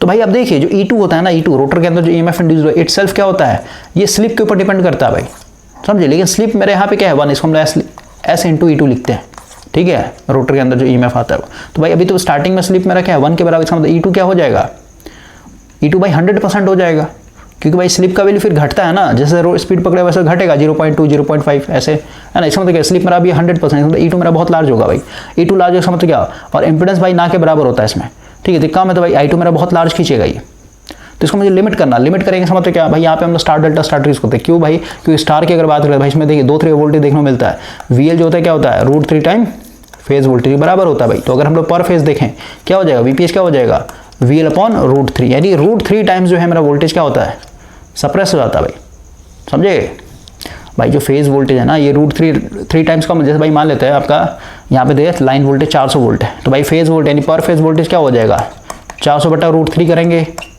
तो बेसिक इलेक्ट्रॉन पता कितना था, ये 231 आता है, क्लियर हुआ। तो इतना वोल्टेज कम हो जाएगा भाई आपका। लेकिन भाई डेल्टा की बात है, डेल्टा में क्या है, लाइन वोल्टेज फेज वोल्टेज बराबर है भाई, इसका मतलब क्या है, यहाँ पे आपको एक तरीके से वोल्टेज मिनिमाइज हो ही नहीं रहा भाई। तो वही है कि भाई हम लोग यहाँ पे स्टार डेल्टा यूज़ कर रहे हैं, क्योंकि भाई स्टार में क्या होता है, जो फेज वोल्टेज होता है पर फेज वोल्टेज क्या होता है, कम हो जाता है, और स्टार्टिंग में मेरे को वोल्टेज को कम करना भाई, सुन में वोल्टेज कम हो जाएगा तो ऑटोमेटिक क्या हो जाएगा, करंट मेरा लिमिट हो जाएगा। ऐसे यहाँ पे भाई हम लोग इक्वेशन बिना इक्वेशन के यहाँ पे बात नहीं करिए, तो मैं रफ समझा रहा हूँ आपको, ठीक है। तो वही है कि भाई स्टार्टिंग में स्टार रहेगा, और जब स्पीड पकड़ लेगा अच्छा खासा भाई, तो इसको हम लोग फिर डेल्टा में डाल देते हैं, क्लियर हो गया। क्योंकि जैसे स्पीड पकड़ेगा ना तो इनके बीच में रिलेटिव स्पीड कम हो जाएगा। जैसे भाई NS मेरा 1000 पे था, NR भी कुछ स्पीड पकड़ लेगा ना भाई, मान लेते हैं एक तरीके से, जैसे भाई देखिए स्टार्टिंग में क्या था ना, ये 0 पे था, तो 0 पे था मतलब क्या, रोटर 0 पे, मतलब क्या, इनके बीच में रिलेटिव स्पीड बढ़ जाता है, मतलब EMF बहुत ज़्यादा तेजी से कट कर रहा है, यानी इसमें E2 मेरा बहुत ज़्यादा लार्ज इंड्यूस्ड होगा भाई। लेकिन भाई जब ये स्पीड पकड़ लेगा अच्छा खासा, भाई मान लेते हैं 900 आरपीएम पे घूम रहा है, ठीक है, 900 आरपीएम पे घूम रहा है, और ये भाई 1000 पे, तो रिलेटिव स्पीड कितना, सिर्फ 100 आरपीएम, तो 100 आरपीएम के हिसाब से जो फ्लक्स कट करेगा वो कम है, तो EMF जो इंड्यूस्ड होगा वो भी कम है, तो करंट अपने आप कम हो जाता है भाई I2, ठीक है ना। तो ये कि भाई जब ये अच्छा खासा स्पीड पकड़ लेगा भाई 70 से 80%, तो भाई डेल्टा में हम लोग कनेक्ट कर देते हैं इसको, क्लियर हो गया। आगे बढ़ते हैं हम लोग। तो वही है कि भाई वाइंडिंग ऑफ स्टार डेल्टा, तो भाई क्या हो जाएगा, स्टार्टिंग में स्टार होता है, ठीक है, डिफॉल्ट होगा, पहले स्टार फिर डेल्टा होता है। अगला देखिए बोल रहा है शंट जनरेटर, ठीक है भाई, ये शंट जनरेटर है और इसका स्पीड दिया हुआ भाई, EMF दिया हुआ है कि भाई इस स्पीड पे इतना EMF इंड्यूस्ड होता है, अगर स्पीड इतना करेंगे भाई तो EMF बताना है। तो सीधी सी बात है, केस 1 देखते हैं हम लोग का भाई, यहाँ पे EMF है ना, तो G1 मान लेता है, जो इंड्यूस्ड EMF क्या होता है 5ZNP/60A।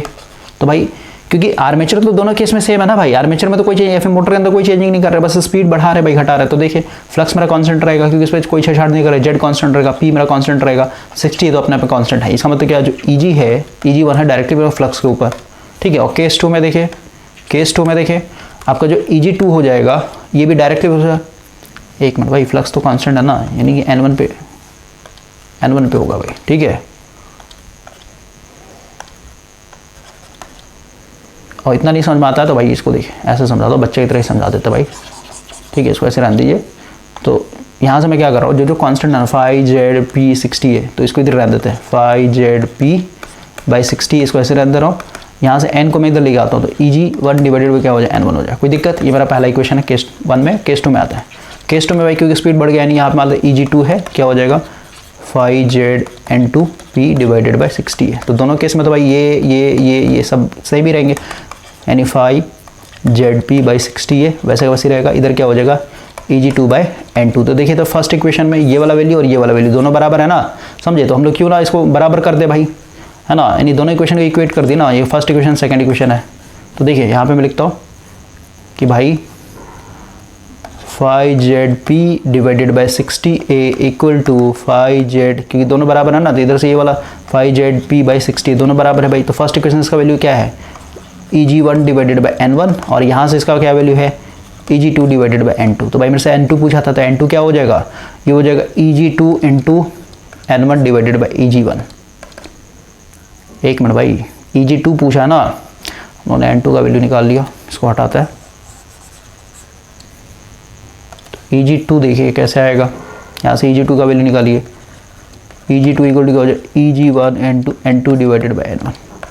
EG1 कितना है भाई 100 था ना, और N2 कितना है 1200 और N1 कितना 1000।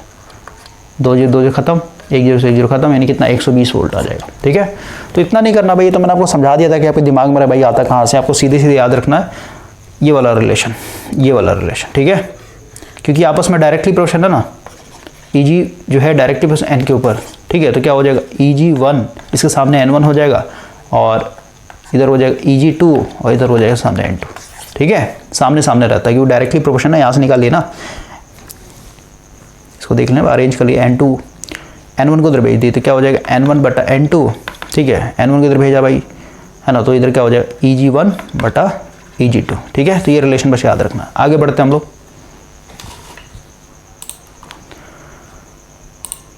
देखिए नेक्स्ट क्वेश्चन है भाई, the power factor of a synchronous generator depend down. देखिए भाई पावर फैक्टर जो होता है हमेशा लोड डिसाइड करता है भाई, क्लियर हो गया। अभी कैसे, तो भाई ये पूरा अंडरस्टैंडिंग आपका पता है, फंडामेंटल अंडरस्टैंडिंग बनेगा ना बेसिक इलेक्ट्रिकल का फिर भाई मशीन का, तो आपको समझ में आएगा। क्योंकि लोड ही डिसाइड करता है ना भाई कि कितना करंट खींचेगा वो। सबसे पहले समझिए कि भाई कितना करंट खींचेगा ये सीधे सीधे आपका लोड डिसाइड करता है भाई, समझे। ये कितना करंट खींचेगा सबसे पहले लोड, और लोड का भी कौन सा पावर रेटिंग, ऐसा पावर रेटिंग क्या भाई वो डिसाइड करे कितना करंट खींचेगा, समझे। और लोड क्योंकि भाई RL नेटवर्क है तो सीधी सी बात है लैग करेगा, और लैग करेगा तो सीधी बात वोल्टेज और करंट के बीच में एंगल बनेगा भाई, है ना। अगर RC सर्किट है भाई तो लीड करेगा, है ना। तो ये लोड डिसाइड करता है भाई पावर फैक्टर, ठीक है। आगे करते हैं, क्वेश्चन है what is the material used inside the breather to prevent moisture entering the transformer. देखिए भाई ट्रांसफार्मर में हम लोग ब्रीदर यूज करते हैं और इसमें होता है सिलिका जेल। सिलिका जेल, तो सिलिका जेल क्या है ना भाई ब्लू कलर का होता है, यानी जब ये हेल्दी रहेगा, जब उसमें कोई मॉइस्चर घुसा हुआ नहीं रहता तो ब्लू कलर का होता है। लेकिन जैसे इसमें मॉइस्चर आ जाएगा तो भाई ये पिंक कलर हो जाता है, ठीक है। मतलब बहुत ही लाइट पिंक होता है भाई, इसको लिखिए लाइट पिंक, ठीक है। तो ब्लू कलर का होगा जब ये हेल्दी रहेगा, और जब ये मॉइस्चर गेन कर लेता है तो भाई ये हो जाता है एक तरीके से लाइट पिंक कलर में। अब देखिए यहाँ से क्वेश्चन पूछता है, देखिए भाई जो ट्रांसफार्मर है ना ये सांस लेता है और सांस छोड़ता है। जैसे इंसान कैसे सांस ले रहा है, मतलब ब्रीद इन, सांस लेना मतलब क्या, ब्रीद इन मतलब हवा आपने अंदर लिया, और ब्रीद आउट का मतलब क्या है भाई आपने हवा बाहर छोड़ा। तो देखिए सबसे पहले ब्रीद इन की बात करते हैं, अभी पहले आउट की बात करते हैं। ब्रीद आउट मतलब सांस छोड़ रहा है। देखिए हम लोग को पता है कि भाई यहाँ पे जिस हिसाब से आप लोड लगाइएगा उस हिसाब से भाई ये क्या होता है, इधर से करंट आता है, सही बात है। और जितना ज़्यादा लोड उतना ज़्यादा भाई करंट, और जितना ज़्यादा करंट उतना ज़्यादा इसमें क्या होगा I2R लॉस होगा भाई, कोई दिक्कत। जैसे हम लोग कॉपर लॉस बोल रहे हैं, और जो कोर लॉस होता है वो तो भाई रेटेड वोल्टेज पे होता है। तो ये ट्रांसफार्मर तो हमेशा रेटेड वोल्टेज से कनेक्टेड ही है। तो भाई ओवरऑल क्या है कि जितना लोड लगाए उतना ज़्यादा कॉपर लॉस होगा, कॉपर लॉस जितना तो भाई ट्रांसफार्मर का कोर और जो वाइंडिंग उतना हीट होता है भाई। और एक ट्रांसफार्मर एक केस में पैक होता है ना, ये पूरे लोहे के ढक्कन में पैक होता है भाई। तो अब देखिए भाई कि जैसे आप लोड बढ़ाएगा, मान लेते हैं यहाँ पे लोड बढ़ रहा है भाई, तो लोड बढ़ रहा है इसका मतलब क्या हीट होगा, समझे। क्योंकि कॉपर लॉस बढ़ रहा है ना करंट बढ़ने से, तो हीट होगा। हीट होने से क्या होता है, इस ट्रांसफार्मर के अंदर कूलिंग के लिए क्या कर रहा है, ऑयल डाल रहा है भाई, कूलिंग और इंसुलेशन के लिए। तो जैसे हीट होगा तो ऑयल क्या होगा, वेपर बनेगा भाई, वेपर बनेगा मतलब क्या भाई, कोई गर्म का पानी को गर्म किया तो भाई पानी फैलेगा ना, कोई भी चीज़ हीट करते हैं भाई वो एक्सपेंड होता है। इसका मतलब क्या हुआ कि भाई इसका जो वॉल्यूम है, इस टैंक का जो वॉल्यूम है, इसमें भाई ऑयल ऊपर चढ़ जाता है। क्लियर हो गया? और ऊपर चढ़ गया, देखिए जब ये भाई लो लोड पे काम कर रहा था, तो लो लोड पे काम मतलब क्या भाई, ज़्यादा गर्म नहीं था, ट्रांसफार्मर गर्म नहीं था, इसका मतलब क्या जो ऑयल लेवल होगा वही लो होगा। ठीक है, और अगर ऑयल लेवल लो है मतलब क्या भाई, ऊपर में जो खाली जगह उसमें क्या होगा, एयर होगा भाई, एयर भरा हुआ होगा ना, जो खाली जगह है भाई उसमें हवा घुसा होगा। लेकिन अब हम लोग लोड को बढ़ा रहे हैं भाई, लोड बढ़ा इसका मतलब क्या कि भाई गर्म हो रहा है, ट्रांसफार्मर गर्म हो रहा है, इसका मतलब ऑयल एक तरीके से क्या होगा, इसका लेवल बढ़ेगा भाई, और लेवल बढ़ेगा इसका मतलब क्या, जो हवा था भाई ऊपर में वो बाहर की तरफ निकलेगा भाई। समझ रहे बात? क्योंकि ऑयल लिक्विड कभी कंप्रेस थोड़ा ना होता है भाई, लिक्विड ऊपर उठ रहा है इसका मतलब क्या, हवा को बाहर फेंकेगा, वो धकेलेगा। तो देखिए लोड यहाँ पे बढ़ रहा है, जिससे हीट हो रहा है, हीट होने से ऑयल का लेवल भाई ऊपर उड़ रहा है, उसके चलते हवा क्या हो रहा है, बाहर निकल रहा है। बाहर निकल रहा है इसका मतलब क्या, ब्रीद आउट, ट्रांसफार्मर जो है ब्रीद आउट करता है भाई, यानी लोड बढ़ने से ट्रांसफार्मर ब्रीद आउट करेगा। और ब्रीद इन सांस कब लेगा, जब लोड घटेगा भाई। क्लियर हो रहा है मैं क्या बोल रहा हूँ? तो ऐसे सोचना आपको, और नहीं तो ट्रिक याद रखिए भाई, आदमी कब सांस लेता है भाई, जब उस पर कोई भी लोड ना लगा हो, जब आप बिल्कुल रिलैक्स फील कर रहे हैं तभी तो भाई आप सांस लीजिएगा। नहीं तो भाई बहुत ज़्यादा प्रेशर है ना, बहुत ज़्यादा एंजाइटी है, बहुत ज़्यादा स्ट्रेस है, तो उसमें क्या होता है आप देखिए आपको सांस लेने में डिफिकल्ट होगा भाई। जिसने स्ट्रेस और एंजाइटी को झेला होगा ना, आप देखिए ब्रीदिंग का प्रॉब्लम होने लगता है भाई, आपको लगा भाई मेरा एक तरीके से सांस लेने में दिक्कत हो रहा है। तो ये एक्सप्लेनेशन मैंने आपको दे दिया भाई, ऐसे आप अपने हिसाब से जो ट्रिक बना सकते हैं। आगे बढ़ते हैं हम लोग। क्वेश्चन है what is the material used inside the breather to prevent the moisture. तो भाई ये सिलिका हम लोग यूज़ करते हैं भाई, ठीक है ना। उसमें दोनों कंडीशन बता दिया, कब ब्रीद आउट करेगा, कब ब्रीद इन करेगा। तो भाई जब ब्रीद आउट करता है तो भाई हवा जो है बाहर निकलता है, ब्रीद इन करेगा तो फ्रेश एयर अंदर आता है ट्रांसफार्मर से। तो उस फ्रेश एयर के साथ साथ मॉइस्चर ना आ जाए, है ना, नमी ना आ जाए भाई, उसको प्रिवेंट करता है आपका सिलिका जेल। ठीक है, मॉइस्चर को ये एब्जॉर्ब कर लेता है, क्योंकि भाई अंदर मॉइस्चर आ गया तो इंसुलेशन फेल हो जाएगा ना ऑयल का। क्लियर हुआ? एक मिनट भाई, हम लोग कहाँ चले गए?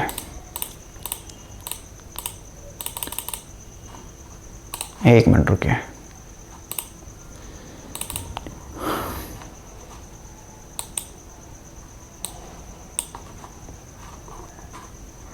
इसको हम लोग यहाँ से हटाते हैं। हम लोग का क्वेश्चन कौन सा चल रहा था भाई? ठीक है, यहाँ पे तो हम लोग आगे बढ़ते हैं। The EMF of a generator depends upon, तो अभी जस्ट बताया फॉर्मूला भाई, Eg इक्वल टू 5ZNP/60A। तो ऑल ऑफ दे हो जाएगा, number of pole, parallel path, flux, all of they हो जाएगा, D फॉर डॉग। अगला आर्मेचर रिएक्शन। देखिए भाई आर्मेचर रिएक्शन आपका डीसी मशीन में भी होता है भाई और अल्टरनेटर में भी होता है। ठीक है, तो बोलते हैं armature reaction affect the dash when the load on the alternator increases. देखिए भाई अगर हम लोग अल्टरनेटर की बात करें या फिर सिंगल मशीन की बात करें भाई, तो सबसे पहले वो डीसी एक्साइटेशन देते हैं। ठीक है, तो भाई ये होता है मेरा फील्ड फ्लक्स। फील्ड फ्लक्स से 90 डिग्री लैग करता है जो मेरा ईएमएफ इंड्यूस्ड होता है वो। ठीक है, या फिर इसको ईजी बोल दीजिए। और जैसे आप लोड लगाए, अब लोड भी भाई कौन सा, देखिए जो आर्मेचर रिएक्शन है लोड पे डिपेंड करता है। आपका पावर फैक्टर आरएल है, आरसी है, या फिर भाई प्योर एसटी है ना। तो जब मान लेते हैं जनरल लोड लेते हैं आरएल, तो आरएल क्या होगा, ये जो ईएमएफ इंड्यूस्ड है करंट लैग करता है भाई कुछ, भाई मान लेते हैं मेरा आई है। ठीक है, तो इस करंट के चलते हैं, देखिए पहले जो फ्लक्स था भाई मशीन के अंदर, नो लोड पे फ्लक्स क्या होता है, सिर्फ फील्ड फ्लक्स होता है। लेकिन जैसे ही लोड लगाएं तो करंट आता है, आई के चलते क्या होता है, एक फ्लक्स आता है जिसको हम लोग बोलते हैं फाई भाई, आर्मेचर फ्लक्स। अब इसका दो कॉम्पोनेंट तोड़ दीजिए, एक हो जाएगा भाई आपका डी एक्सिस वाला, यानी इसको हम लोग डी एक्सिस कॉम्पोनेंट बोलते हैं, और एक हो जाएगा इसका भाई क्यू एक्सिस वाला। ठीक है, तो अब देखिए भाई ये जो डी एक्सिस वाला है ना, ये क्या कर रहा है, प्योर डीमैग्नेटाइज कर रहा है, कि भाई फील्ड फ्लक्स इस डायरेक्शन में है और ये वाला इधर है। इसका मतलब क्या, इनके बीच में 180 डिग्री का फेज शिफ्ट हो गया ना भाई, ये प्योर डीमैग्नेटाइजेशन लेके आता है। क्लियर हो गया? यानी अगर हम यहाँ पे नेट फ्लक्स की बात करें तो भाई इतना डीमैग्नेटाइज हो जाएगा, यानी इसमें सिर्फ और सिर्फ इतना ही फ्लक्स बचेगा भाई, इतना ही, क्योंकि इतना तो डीमैग्नेटाइज हो गया ना भाई, समझे।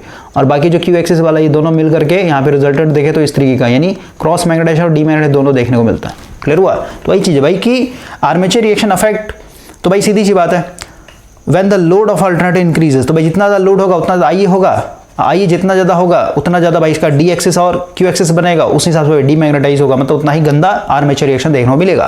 तो भाई जितना ज़्यादा लोड होगा उतना ज़्यादा करंट, जितना ज़्यादा करंट उतना ज़्यादा भाई आपको डीमैग्नेटाइजेशन और क्रॉस मैग्नेटाइजेशन देखने को मिलेगा। या फिर कहिए ये लोड पे डिपेंड करता है भाई, डीमैग्नेटाइजेशन होगा, क्रॉस मैग्नेटाइजेशन या फिर मैग्नेटाइजेशन होगा। ठीक है, तो वही है, यानी आर्मेचर रिएक्शन क्या कर रहा है, आपके नेट वोल्टेज को कम कर दे रहा है। जस्ट ईजी जो था डायरेक्ट फ्लक्स के ऊपर था, क्योंकि भाई आर्मेचर रिएक्शन आया तो समझ क्या, ओवरऑल फ्लक्स आपका कम हो गया ना भाई, समझ गए, क्योंकि आर्मेचर रिएक्शन आपको फ्लक्स को घटा देता है, तो फ्लक्स घट गया इसका मतलब क्या, जनरेटेड ईएमएफ घट जाएगा भाई। इसका मतलब क्या, जनरेटेड पर फेज वोल्टेज को ये डिस्टर्ब करता है भाई आर्मेचर रिएक्शन। ठीक है, आगे बढ़ते हैं। क्वेश्चन है कि भाई जो सिंक्रोनस स्पीड है इसका रिलेशन क्या होता है, NS = 120F/P हो जाएगा भाई, है ना। आगे बढ़ते हैं। देखिए क्वेश्चन जो है ना भाई थ्योरेटिकल ही है, लेकिन भाई मेरे को समझाने के लिए जो है ना एक तरीके से इतना डेप्थ में जाना पड़ रहा है। देखिए अगला क्वेश्चन है भाई अल्टरनेटर वाइंडिंग। अब अगेन भाई जिसने वाइंडिंग नहीं पढ़ा भाई इस क्वेश्चन तो भाई उनको मतलब हवा की तरह भी मतलब होता है ना, ऐसे निकल जाएगा, टच करते हुए निकल जाएगा, आपको समझ में ही नहीं आएगा। देखिए भाई जब आप मशीन के अंदर वाइंडिंग पढ़ेंगे एसी मशीन, तो इसमें पढ़ना होता है भाई short pitch coil, full pitch coil. Full pitch coil किसको बोलते हैं, देखिए भाई जो भी आपका कॉइल होता है ना, तो कॉइल के बीच में ये कंडक्टर ए है, ये आपका A डैश, सही बात है, इनके बीच में डिस्टेंस होता है भाई, जिसको हम लोग बोलते हैं कॉइल पिच, कॉइल पिच। और एक होता है इसमें जब पढ़ेंगे टाइप पढ़े भाई इसमें दो, एक होता है फुल पिच कॉइल, ठीक है, और एक होता है शॉर्ट पिच कॉइल।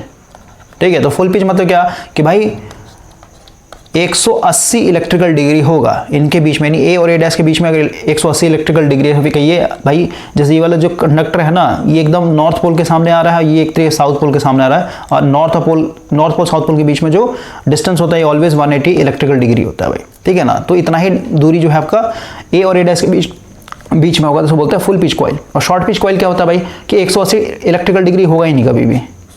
ठीक है ना, ये जैसे भाई मान लेते हैं आपका 180 से कम होगा, जैसे भाई मान लेते हैं 150 है या फिर, है ना, तो इसको बोलते हैं शॉर्ट पिच कॉइल।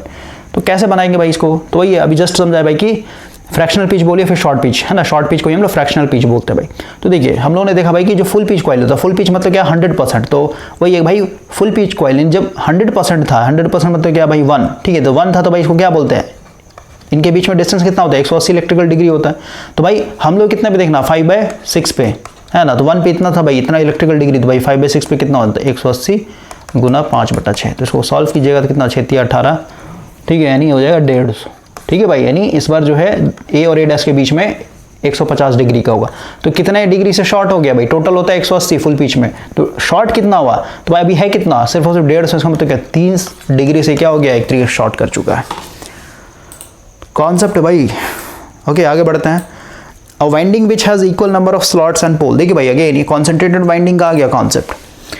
देखिए भाई कॉन्सेंट्रेटेड वाइंडिंग क्या होता है, जैसे अगर हम लोग भाई यहाँ पे डीसी मशीन का एग्जांपल लेके समझे, ये मान लेते भाई मेरे पास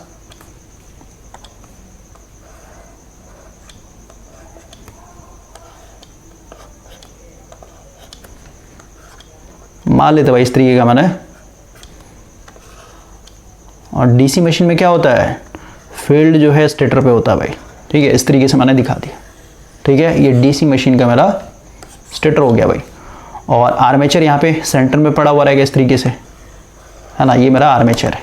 ठीक है, तो आप समझिए कि भाई यहाँ पे ये जो इस तरीके से आपने प्रोजेक्टेड टाइप का जो स्ट्रक्चर दिखाया ना, इसी भाई जो फील्ड के लिए वाइंडिंग जब आप लपेटेंगे तो भाई इसी पे लपेटिएगा ना, समझे, यानी ये सब क्या है स्लॉट है भाई, समझे, ये सब स्लॉट है, इसमें ऐसे इस तरीके से आपको फील्ड वाइंडिंग करना पड़ेगा, समझे, यानी इसमें टोटल कितने स्लॉट हैं, यहाँ पे 4 स्लॉट हैं, 4 स्लॉट पे आपने तार लपेट दिया भाई, और इस तरीके से इसका ओरिएंटेशन रखते हैं कि भाई इधर नॉर्थ बनना था तो साउथ बनेगा, इधर नॉर्थ बने तो साउथ बने, समझते क्या 4 ही स्लॉट्स थे, तार आपने कहाँ लपेटा, इस पे एक लपेटा, इस पे लपेटा, इस पे लपेटा, यानी 4 स्लॉट है। स्लॉट मेरा कितना भाई 4, और पोल कितने बने, पोल भी तो 4 ही बन रहा है भाई, 1 2 3 4, समझे, यानी पोल भी मेरा 4 ही बन रहा है, तो इसको क्या बोलते हैं, इसको बोलते हैं कॉन्सेंट्रेटेड वाइंडिंग भाई। क्लियर हो गया, आगे बढ़ते हैं। और कॉन्सेंट्रेटेड वाइंडिंग सिर्फ इतने ही में सीमित नहीं होता भाई, इसमें और भी आपको पढ़ना पड़ेगा डेप्थ में। ठीक है, वाइंडिंग आप पढ़ेंगे IIIQ का, वहाँ पे समझ में आएगा, पूरा गेट लेवल पढ़ाया गया आपका। क्वेश्चन देखिए क्या बोल रहा है, induction motor work on the principle of, तो भाई इलेक्ट्रोमैग्नेटिक इंडक्शन प्रिंसिपल हो जाएगा, जैसे समझाया था। स्लिप और रोटर फ्रीक्वेंसी के बीच में रिलेशन क्या होता है भाई, तो S/F होता है ना, इसे पढ़ा आपने, तो भाई बेसिक वाला कोई बहुत ही बेसिक क्वेश्चन है ये। आगे बढ़ते हैं। क्वेश्चन है भाई the synchronous speed of A 3 phase induction machine, तो भाई ये तो निकल जाएगा, NS पूछा है आपका, तो 120, F कितना है यहाँ पे 50, पोल कितना है 20, तो काट देते भाई इसको, 10 से 06 यानी 6530, यानी 300 RPM हो जाएगा भाई। आगे बढ़ते हैं। क्वेश्चन है which of the following semiconductor device can be used for controlling the speed of a DC motor. देखिए भाई स्पीड कंट्रोल डीसी मोटर के अंदर, क्योंकि भाई डीसी मोटर का सबसे ज्यादा एप्लीकेशन क्यों है, क्योंकि भाई इसको हम लोग फाइन स्पीड पे कंट्रोल कर सकते हैं, तो अपने हिसाब से भाई स्पीड यहाँ पे एडजस्ट कर सकते हैं, इसलिए ये इतना ज्यादा पॉपुलर होता है। अब समझिए कि भाई हम लोग स्पीड कंट्रोल कैसे करते हैं, फ्लक्स को कम बेसी करके, ठीक है, आर्मेचर रेजिस्टेंस को भाई कम बेसी करके, या फिर कहिए जो आपका सप्लाई वोल्टेज है वीटी टर्मिनल वोल्टेज, इसको भी इंक्रीज या फिर डिक्रीज करके, इसे वार्ड-इन-लॉड मेथड बोलते हैं हम लोग। क्लियर हुआ। और एक होता है भाई आपका, ये सब देखिए, एक होता है आपका कि भाई हम लोग यहाँ पे क्या कर रहे हैं, सेमीकंडक्टर यानी स्टैटिक कन्वर्टर यूज करके। तो स्टैटिक कन्वर्टर मतलब क्या कि भाई देखिए अभी ये सब बेसिक प्रिंसिपल है भाई, फ्लक्स को घटा देना बढ़ा देना, फ्लक्स घटेगा बढ़े कैसे, तो फील्ड रेजिस्टेंस आप बढ़ा दीजिए, है ना भाई, बढ़ा दिए फिर घटा दिए भाई, तो फील्ड में चेंज हो जाएगा। आर्मेचर में भाई करंट कम करना है, बेसी करना है, क्योंकि भाई देखिए टॉर्क प्रोपोर्शन क्या है, फाई इंटू आई है ना भाई, तो टॉर्क ही तो क्या करता है, स्पीड लेके आता है ना भाई, समझे। या फिर कहीं जो मैकेनिकल पावर है, मैकेनिकल पावर क्या होता है, टॉर्क इंटू स्पीड होता है भाई, तो सीधी होता है, यहाँ समझिए ना भाई, इसको घटा दे टॉर्क घट जाए, टॉर्क घट जाए भाई, स्पीड एक तरीके से बढ़ जाएगा, समझिए, क्योंकि टॉर्क और स्पीड में इन्वर्सली है ना, यहाँ देखिए ना, टॉर्क जो होता है भाई इन्वर्सली है, समझे, तो इसको घटाना बढ़ाना, तो भाई मेरे को टॉर्क को घटाना पड़ेगा, बढ़ाना पड़ेगा। जब बाइक का एग्जांपल, फर्स्ट गियर में क्या होता है, टॉर्क ज़्यादा होता है, स्पीड कम होता है भाई, समझे, क्योंकि किसी मोटर का पावर तो सेम होगा ना, मैकेनिकल पावर जो कि किलोवाट में रेटेड होता है भाई, ठीक है। तो मेरा कहना मतलब क्या है, ये सब बेसिक प्रिंसिपल होता है जब आप पढ़ेंगे। फ्लक्स को घटाना बढ़ाना तो कैसे करें भाई, तो आरएफ को कम बेसी करके, आरए को घटाना बढ़ाना कैसे करें भाई, तो आर्मेचर रेजिस्टेंस को भाई इंक्रीज या फिर डिक्रीज करके, क्योंकि बाईपास भी करते हैं भाई, है ना, पैरेलल में रेजिस्टेंस लगा करके, फिर वीटी को इंक्रीज डिक्रीज करके, ठीक है। तो अभी भाई अगर हम लोग थायरिस्टर की बात करें, अभी आ रहा है पावर इलेक्ट्रॉनिक्स में, तो पावर इलेक्ट्रॉनिक्स मतलब क्या कि भाई इसमें हम लोग को होता है सबसे एससीआर पढ़ते हैं, एससीआर में हम लोग थायरिस्टर। तो थायरिस्टर क्या करता है, देखिए अगर हम लोग सिंपल डायोड की बात करें, डायोड क्या करता है भाई, जिस हिसाब से आपने इनपुट दिया ना उसी हिसाब से भाई ये क्या कर देगा, आपको रेक्टिफाई करके दे देगा। इसमें आप वोल्टेज को कंट्रोल नहीं कर सकते भाई, लेकिन थायरिस्टर में क्या होता है आपका, यहाँ पे भाई अगर आपको वोल्टेज, जैसे भाई पूरा वोल्टेज चाहिए तो पूरा वोल्टेज भी देगा, अगर आपको भाई एक पर्टिकुलर एंगल के बाद, है ना, इस तरीके का चाहिए, है ना, तो इस तरीके मतलब हाफ साइकिल चाहिए, ये भी देगा भाई, अगर आपको इस तरीके चाहिए तो ये भी देगा। यानी थायरिस्टर क्या होता है, वोल्टेज कंट्रोल डिवाइस होता है, ये वोल्टेज को कंट्रोल कर देता है। तो भाई अगर आपने मेन वोल्टेज को यानी वीटी को ही कंट्रोल कर दिया भाई, तो सीधी सी बात आपका इजीली स्पीड कंट्रोल हो जाएगा, समझे, क्योंकि ये सब तो बेसिक प्रिंसिपल है ना स्पीड कंट्रोल करने के लिए। तो वीटी को कंट्रोल करने के लिए क्या कर रहे हैं यहाँ पे हम लोग, थायरिस्टर यूज करते हैं भाई, तो ये ठीक है। थर्मिस्टर तो भाई एक तरीके का क्या है, थर्मिस्टर एक सेंसर है भाई एक तरीके से, ट्रांजिस्टर भाई होता नहीं है, तो करंट एम्पलीफिकेशन के लिए यूज करते हैं, ठीक है। आगे बढ़ते हैं।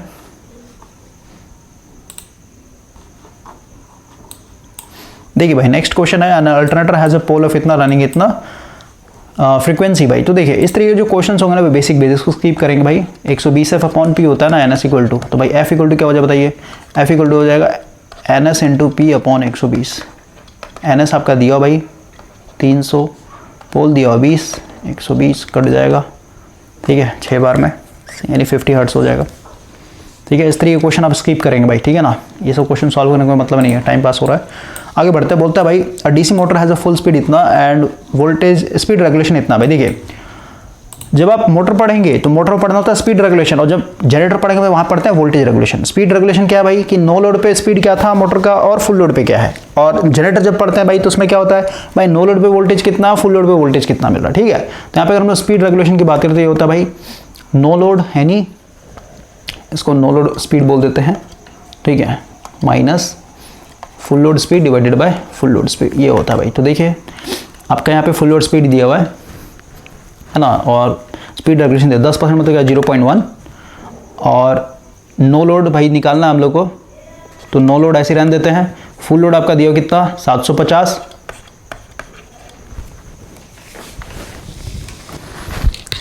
ठीक है भाई। इसको आप बस सॉल्व कर लीजिए आप, एनएल इक्वल टू कितना हो जाएगा, ये हो जाएगा 75 और इधर जाएगा तो प्लस हो जाएगा 750, सॉल्व कीजिए तो कितना 825 हो जाएगा, ठीक है। आगे बढ़ते हैं हम लोग। क्वेश्चन है which are the following are the disadvantage of synchronous motor. तो सिंक्रोनस मोटर का सबसे बड़ा डिसएडवांटेज भाई कि इसमें हम लोग डीसी एक्साइटेशन देना पड़ता है, ठीक है। इससे चलते इसका जो कंस्ट्रक्शन है काफ़ी कॉम्प्लिकेटेड हो जाता है ना। तो B4 मतलब ऑप्शन के हिसाब से आपको देखना होता है भाई कौन सा ऑप्शन जो है सबसे सटीक है, ठीक है ना। क्लियर हो गया। ये हायर एफिशिएंसी भाई, ये थोड़ा ना इसका डिसएडवांटेज होगा। ये ability to control power factor भाई, यहाँ पे KVR को जो है ना रिएक्टिव पावर को आगे पीछे करके हम लोग कर सकते हैं भाई, तो ये भी इसका एडवांटेज है। या फिर भाई सिंक्रोनस मोटर होता है उसको हम लोग क्या करते हैं नो लोड पे यूज़ करके ओवर एक्साइटेड करके पावर फैक्टर इंप्रूव करते हैं ना भाई, समझे, उसके बारे में बात करते हैं। तो एडवांटेज हम लोग का electromagnetic power very linearly with the voltage, तो ये तो भाई आपका इलेक्ट्रोमैकेनिकल कन्वर्जन डिवाइस हो गया ना। बस ये समझिए ऑप्शन के सामने देखना पड़ता है भाई, तो यही है कि भाई हम लोग का सबसे बड़ा डिसएडवांटेज है, हम लोग को अलग से एक्साइटेशन देना पड़ता है, जिसके चलते हम लोग क्या एक्स्ट्रा खर्चा है ना, समझ में आया, कॉस्ट बढ़ा देता है ये।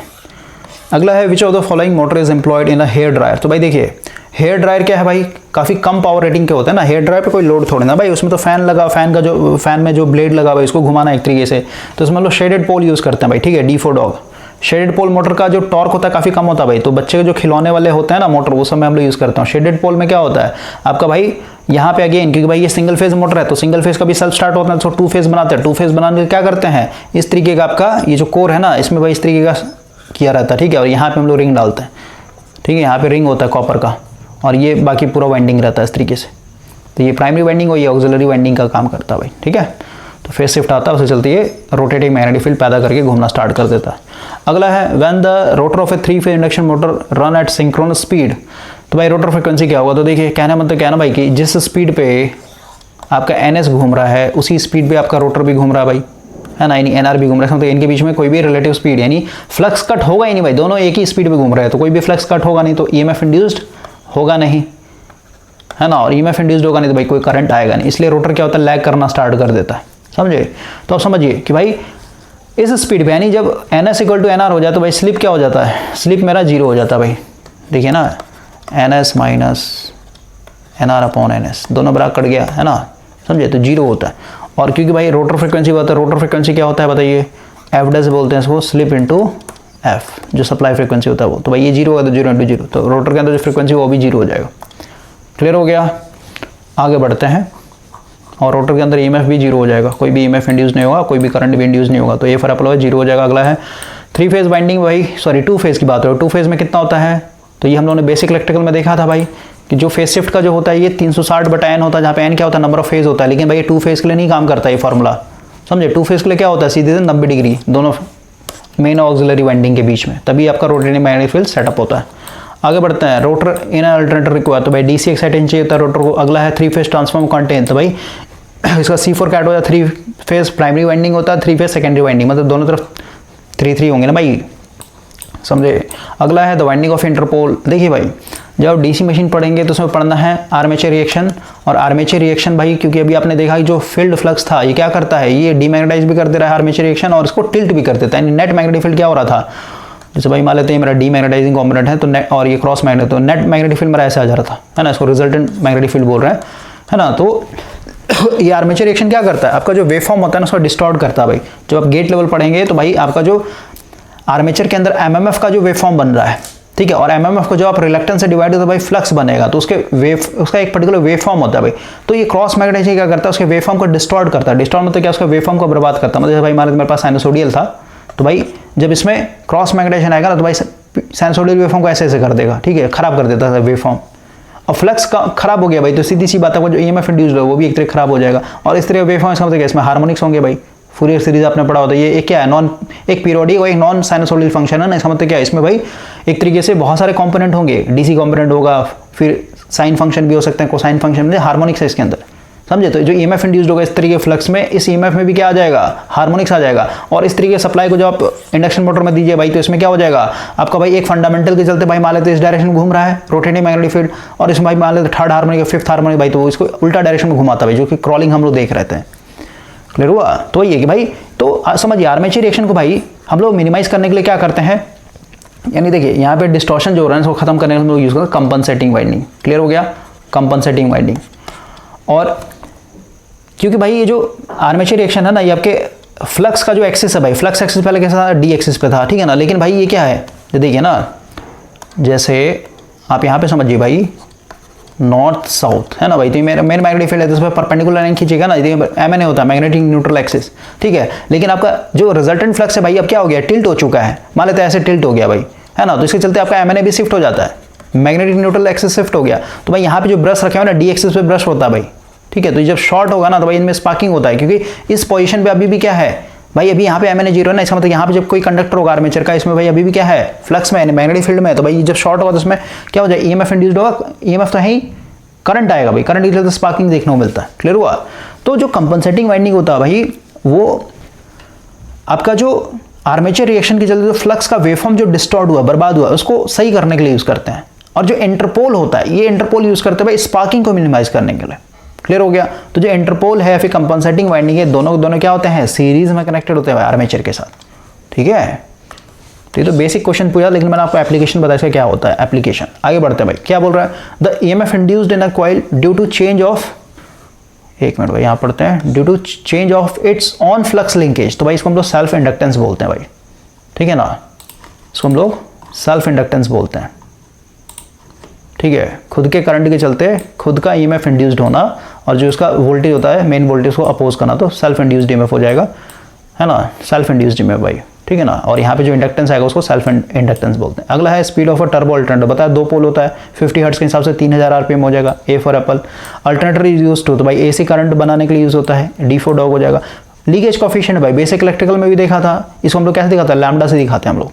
अगला है what is the purpose shading coil, just shading coil हम लोग शेडेड पोल मोटर में यूज करते हैं, किसके लिए, सेल्फ स्टार्ट बनाने के लिए, नहीं रोटेटिंग मैग्नेटिक फील्ड प्रोड्यूस करने के लिए, बी फॉर बॉल हो जाएगा।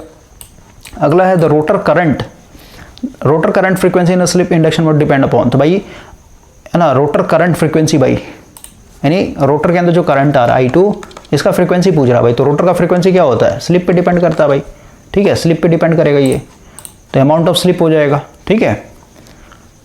अमाउंट ऑफ स्लिप कहने मतलब क्या, स्टार्टिंग में भाई यानी एट स्टैंड स्टिल की बात कर रहे हैं, स्टैंड स्टिल में क्या हो जाएगा बताइए, स्लिप 1 होता है, इसका मतलब क्या, जो मेरा सप्लाई फ्रीक्वेंसी होगा वही मेरा क्या हो जाएगा भाई, यहाँ पे 1 है ना, इसको FR कर लीजिए, क्या हो जाएगा 1 हो गया, इसका मतलब जो सप्लाई फ्रीक्वेंसी है वही मेरा रोटर का फ्रीक्वेंसी होता है भाई, समझे। तो स्लिप पे डिपेंड करता है, और जैसे स्पीड पकड़े वैसे स्लिप आएगा, स्लिप के हिसाब से भाई फिर आपका फ्रीक्वेंसी चेंज होता रहता है।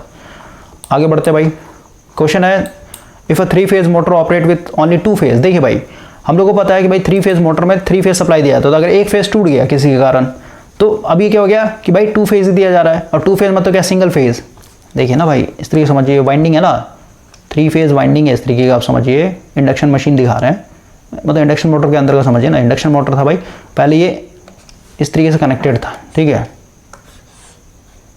इस तरीके से कनेक्टेड था भाई RYB, तो ये अच्छे से काम कर रहा था, लेकिन भाई एक फेज टूट गया, मान लो यहाँ टूट गया भाई, तो एक फेज जैसे ही टूट गया इसमें तो क्या, अब भाई इसको हटा दिया यहाँ से, ये टूट चुका है यहाँ से, ठीक है, यानी यहाँ से डिस्कनेक्ट हो गया, इसका मतलब क्या, अब देखिए तो ये यही तो पाथ बन रहा है ना, इसी को बोलते हैं सिंगल फेजिंग भाई।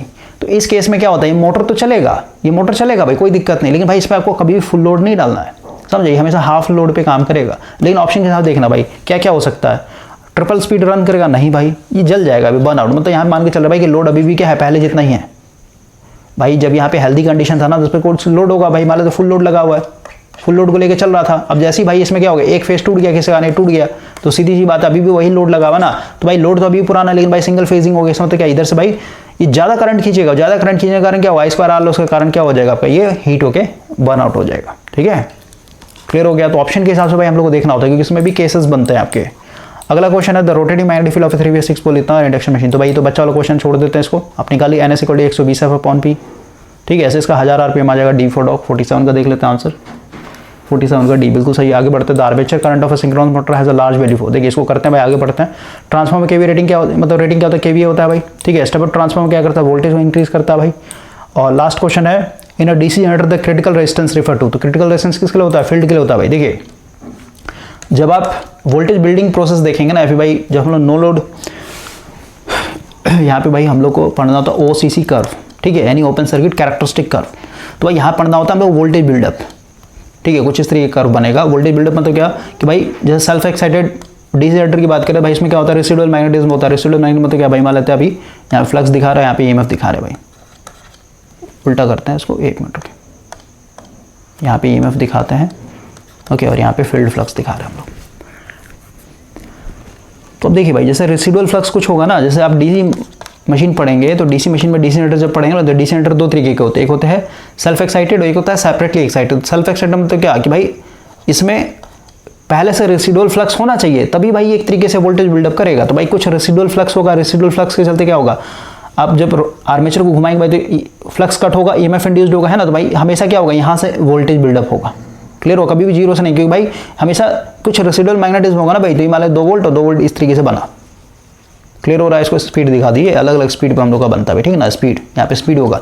तो अभी देखा था जो EG है भाई, या फिर EG कर लिए जनरेटेड EMF जो है स्पीड के ऊपर होता है, तो यहाँ पे भाई मान लेते हैं ये मेरा N1 स्पीड पे बना, उसी तरीके भाई मान लेते हैं N2 स्पीड, मतलब स्पीड को मैं चेंज कर रहा हूँ, स्पीड मान लेते हैं मैं इस पर कम कर रहा हूँ, तो कम कर रहा हूँ मतलब क्या, पहले से कम बनेगा भाई, समझे, तो इसको ऐसे दिखाते हैं कि भाई ये आपका दूसरा कर्व है, ये तीसरा कर्व है ना।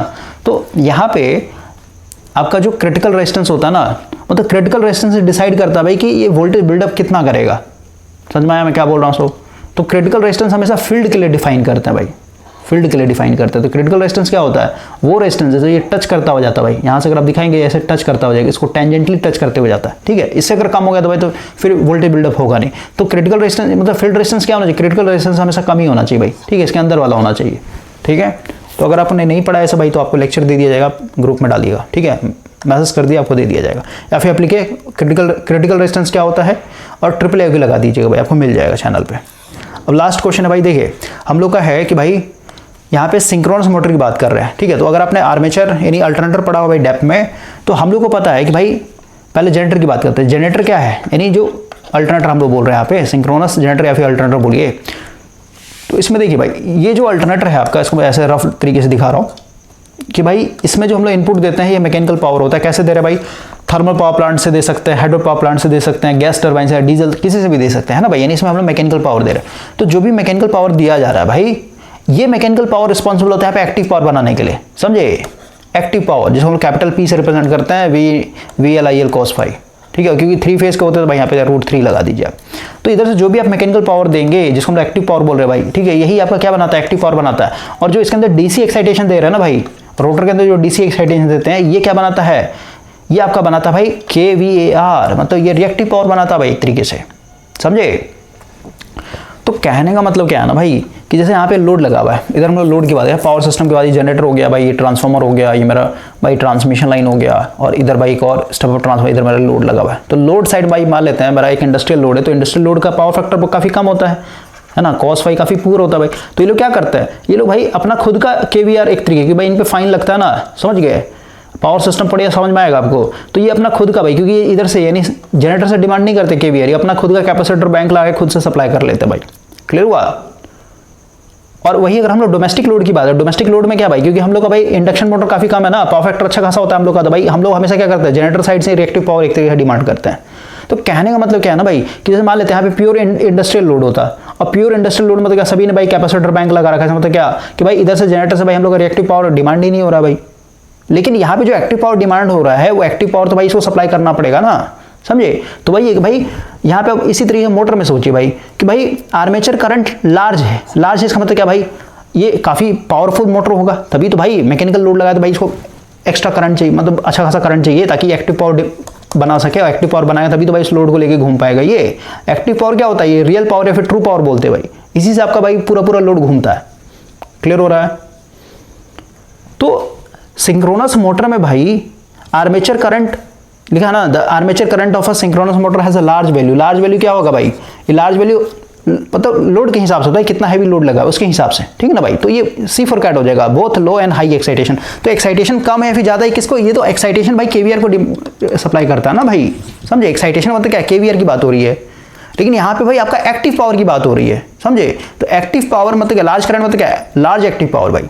तो एक्टिव पावर कभी भाई देखिए, एक्टिव पावर लो एक्साइटेशन और फिर हाई एक्साइटेशन पर डिपेंड करता ही नहीं भाई, समझे? अगर आपका लो एक्साइटेशन है तभी भाई ये एक तरीके से सिंक्रोनस मोटर ये लार्ज करंट एक तरीके से खींचेगा, और हाई एक्साइटेशन पे है भाई तभी एक तरीके खींचेगा, ये कोई दिक्कत नहीं भाई, समझे? क्योंकि KVAR ये अलग चीज हो गया ना भाई। एक्टिव पावर कहाँ से मिलता है? एक्टिव पावर मिलता है भाई कि इसके पीछे में आपने कितना बड़ा जनरेटर लगा रखा है, ठीक है, फिर भाई कितना ज़्यादा मतलब आपका स्टीम आ रहा है, फिर भाई कितना ज़्यादा एक हाइड्रो पावर प्लांट का कैपेसिटी, उसके हिसाब से भाई एक्टिव पावर बनता है, ठीक है? एक्साइटेशन से हम लोगों का लेना देना नहीं है, इसका मतलब क्या? एक्साइटेशन लो है या फिर हाई हो भाई, हम लोग का जो एक्टिव पावर चाहिए फिर जो करंट चाहिए भाई, है ना, वो हमेशा क्या रहता है? इंडिपेंडेंट रहता है आपका, क्लियर हो गया? तो इस हिसाब से भाई आपका चलेगा मशीन। 50 को यानी 51 क्वेश्चन हो गए, आगे के भाई हम लोग नेक्स्ट सेशन में करते हैं।